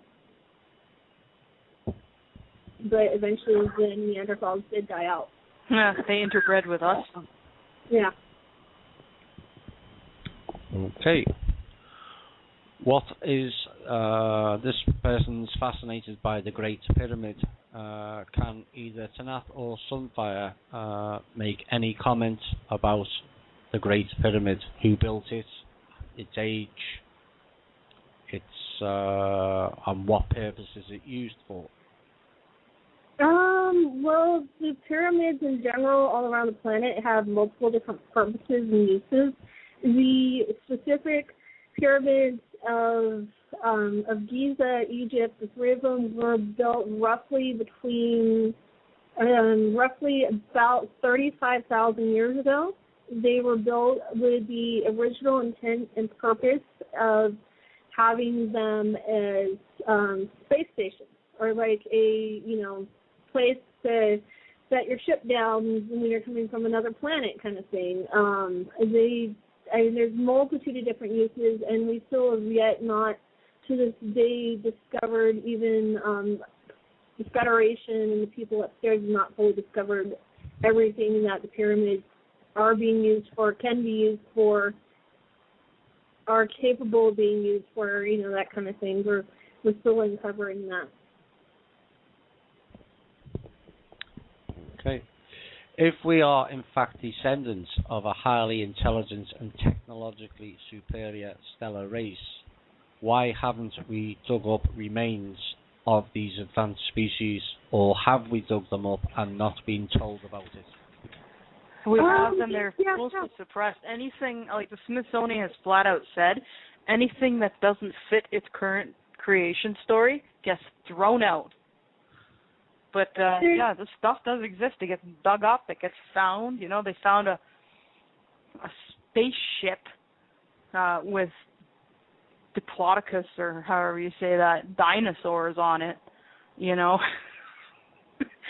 just don't hear about it in the mainstream media. You're never going to hear about it there. They got a vested interest in keeping you in the dark. If you look up all these stories of giants, there's articles all over the internet of giant skeletons being found literally all over the world. There are some of them that are hoaxes, but there's a good majority of them out there that are actually real, and were actually, real skeletons found. There's one story I remember reading about I would say what would be considered a mass grave site of giant skeletons found in upstate New York. And, what I suggest is doing research in what they call, I think it's OPARTs, out-of-place artifacts. Books like Worlds Before Our Own by Brad Steiger. Graham Hancock is another one that did a lot of the ancient artifacts research and on artifacts and all kinds of stuff that is found that doesn't fit the current written timeline. There was a recently uncovered, and I believe it was covered on at least an alternative news source, but I know quasi-mainstream covered as well. There was a gray found in a Egyptian tomb in a casket. Or the glass pyramids at the bottom of the Bermuda Triangle. These things exist. Evidence exists. It's just not advertised. And when it's found, it's seized or suppressed or otherwise hidden. There's photos even of the 13 original crystal skulls. That's evidence of extraterrestrials. There's pictures out there of skulls with horns. There's evidence of extraterrestrials. If you look at some of the pictures from Peru and from the Egyptian pharaohs like Tutankhamun and Akhenaten and several of those guys, with they were from Sirius A, and the reason why they are depicted for having those hats is because it was covering their head. There were they were longer in the towards the back of their head, and it wasn't that they were intentionally misshapen. There's a difference between the various peoples that were mimicking their deformation of the head, were mimicking the extraterrestrials, and the skulls are out there, but a lot of mainstream archaeologists and anthropologists are saying that they were intentionally misformed. They weren't. There's a difference. The ones that are alien and ET have a larger volume capacity for the brain, not just the same head misshapen by the Boers, which was the Peruvians and other tribal peoples mimicking the extraterrestrials. So yeah, the evidence is out there. You just got to look for it, and it's not going to be on mainstream, like Tanaath said. But even you want to see a more mainstream approach to evidence of ET across time. Look up the TV series Ancient Aliens on History 2, and it's also broadcast on the History Channel. I really, really, really support that show. The only beef I've ever had with that show is they try to fit way too much history in too short of a time frame. History happened over a longer period of time than even they're presenting. Yeah. The other part of this is the Dogon tribe. That's Dogon in Mali in North Africa. These people were explaining in 1927 to a British explorer about Sirius being a trinary system when or it was perceived to be only a single system, which was Sirius A. And these people even explained the orbits of the other two stars, and it wasn't until 1978, I believe, that the Astronomical Society decided and found the trinary system. How did these people in North Africa know 50 to 60 years earlier than the people with the telescopes? So those people are well worth researching. Well, there are many tribes all around the world, including the Native American peoples here on, I believe it's called Turtle. They refer to it as Turtle Island, the North American continent. There are many, many, many tribes around the world that have in their tribal histories all kinds of information about the star people, the star nations. It's across history that, things like this, for example, this tribe here in, the tribe in Africa, they've had that information for generations because, much like everybody else around the planet, we're all descendants of, 22 to 25 different extraterrestrial races. There have been ETs coming and going and visiting this planet since it was formed. About 7.5 billion years ago it was made and brought, it was brought to the solar system. But, even you look at one of the Sumerian carvings, there's indications of Pluto and all the other stars that weren't found until the 1900s. The evidence is there. The Native Americans and their histories with the star people and the star nations, and things like the Mahabharata talks about the gods from the sky coming down and having the ancient nuclear wars. There is ancient atomic wars that took place, and the evidence is all over the planet, and you just look. Yeah, the fallout to the nuclear war is right across the Middle East. Yeah, that's where all those layers of green glass and the city of Mohenjo-Daro is another one. I mean, how else do you really explain that one? It's highly radiated city, and it was radiated created from a time when modern man did not have any kind of nuclear technology.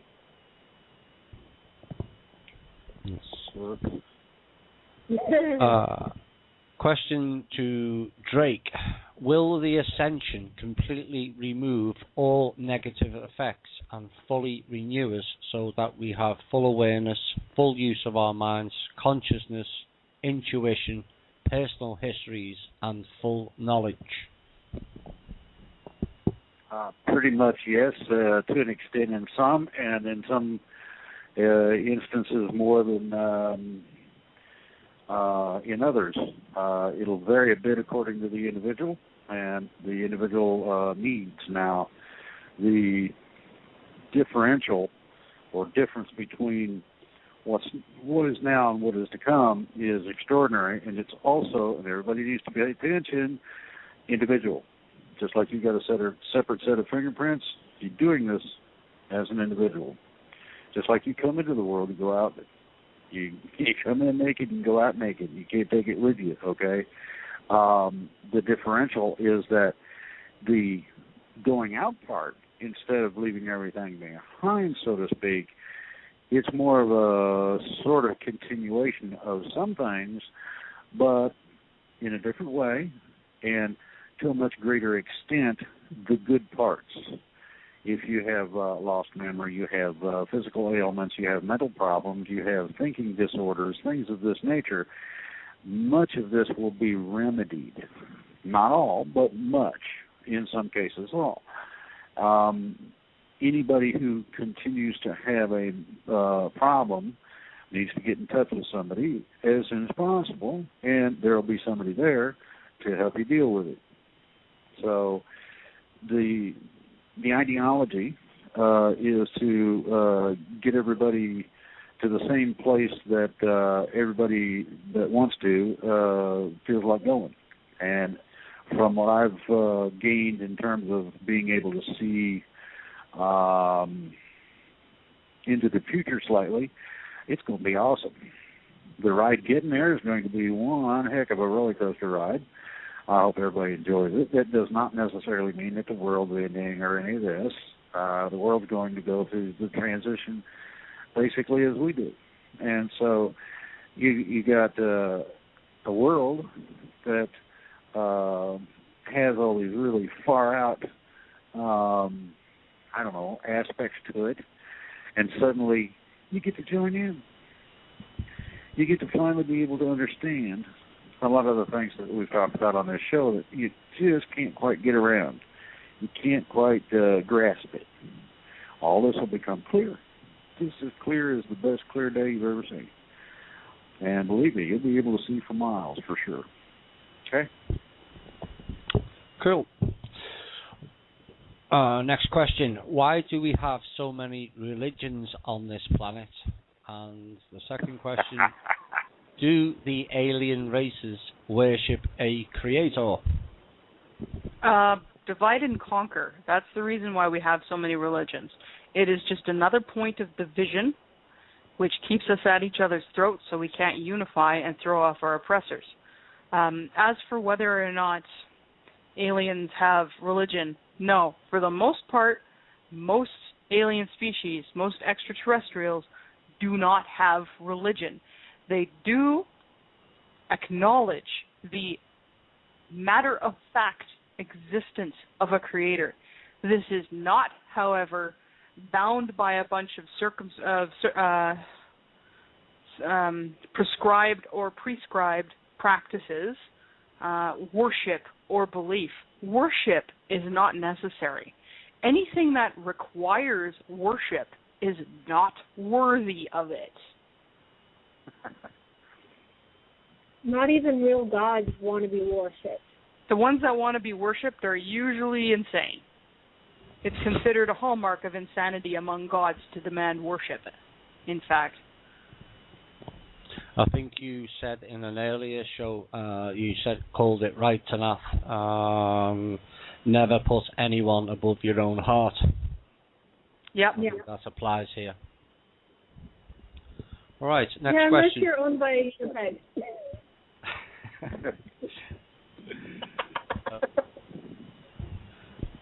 Okay. If you get into a relationship with a Unipeg, you understand from day one that Unipeg comes first in everything. And it's just the way it is. Right. Was there actually a worldwide flood? If so, when was it and why did it happen? Likely those legends come from when, as Sunfire was discussing, the water sphere that was enveloping the atmosphere collapsed. Yeah. Okay. And also, there's a really interesting article. It's in bibliotecapleiades.net, and you research the Romanian Sphinx on that website. It talks about, it actually explains how the flood happened and why. And it was a combination of the water sphere collapsing and other water coming up from underneath, underneath the surface. And also a lot of the flood stories are from around the time when the Draco dropped the Mediterranean basin and caused Assyria to sink, and when over a long period of time, because it did not happen in one day and one night, Atlantis or sunk. even 40. Right. Atlantis sunk in about 3 stages, and those would have caused coastal flooding. When Mu collapsed, that would have caused coastal flooding. When pieces of Romania collapsed, that would have caused the coastal flooding. When the planet was moved by the Alcyons from a 5-day shorter rotation around the planet to its current position, where it is now in its current orbit, roughly about 14,500 years ago, give or take, that would have caused, your coastal, your widespread floods. The original epic of Gilgamesh is where the Bible gets their flood story from. And also and a lot of other stuff, too. Yeah. And a lot of the Sumerian translation of the Sumerian cuneiform tablets. Also, if you trace back even further, the stories come from multiple different global tribes and that kind of thing. Because prior to there being the Christian and Catholic God worshiping religions, and the other ones that are based off of that, most of the people worship the sun. And so then you tie into, things like sun gods, Apollo, Helios, the sun.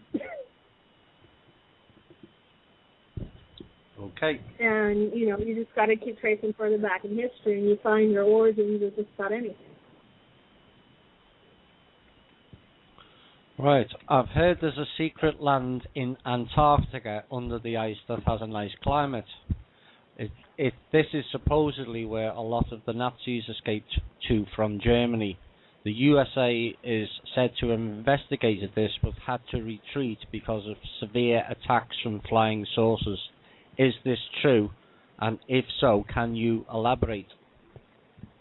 There was a subterranean Nazi base there for quite a long time. It wasn't a nice climate. It was underneath the frozen tundra, but it's since been cleared out, I believe, a year or two ago.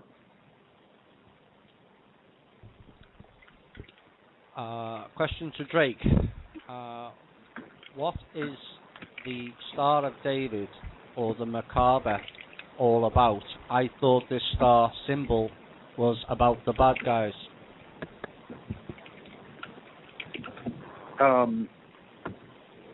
Basically, it's a duality. It deals with hexagonalism, and it deals with what we call a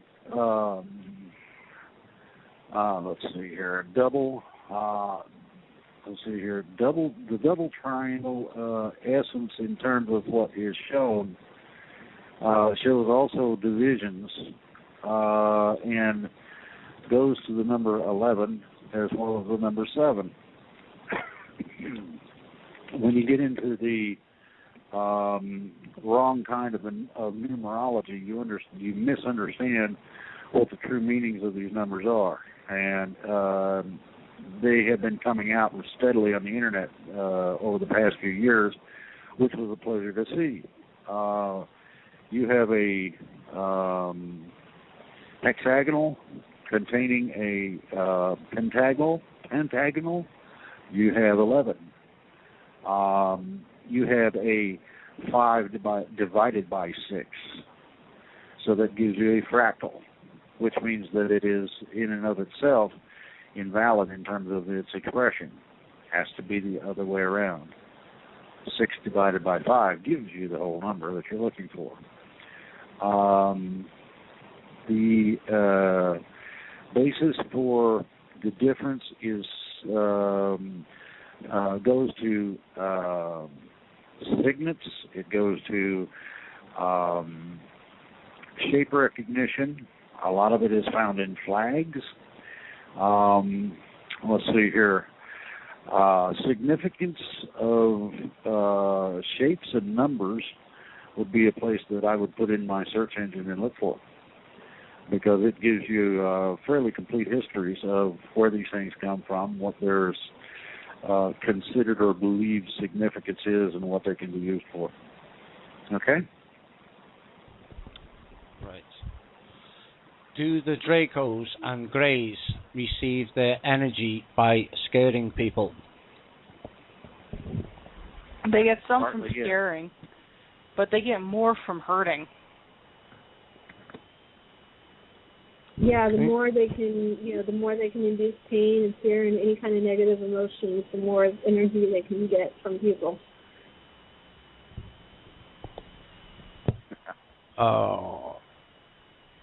In 4D, what kinds of work will this kind of work be available for people who like working with animals, nature, and farming?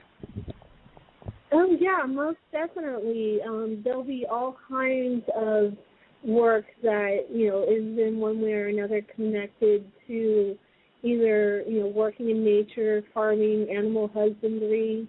There's even veterinarians that still exist, for any kind of healing, horse whispering.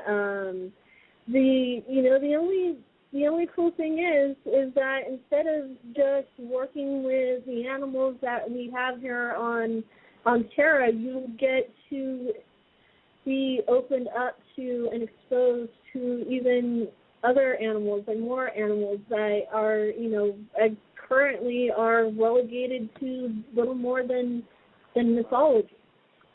The real difference is that any sentient being is considered equal to humans.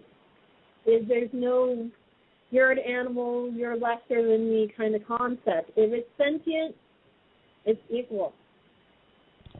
Right, okay. The final question will go to Drake, and I'm going to ask him to sum up. We have 1 minute left before the music. Drake, was your first name given to you at birth, or did you or someone else choose this name after you joined the White Dragon Society? It was given to me at birth, primarily because my parents sensed that I was a discoverer and would be looking for things, an explorer, and the idea of Sir Francis kind of appealed to them, so they named me Drake. The name's been reinforced in several ways and connotations that other people can't grasp as of yet. So yeah, and basically, I'd say for as far as the show goes, you're done. Final word, Tanaath, Sunfire? I just want to say I think Drake's name fits him perfectly. It does. Yes. And remember, everyone, no fear. Follow your heart. Be your own guide. Remember, you don't need saviors.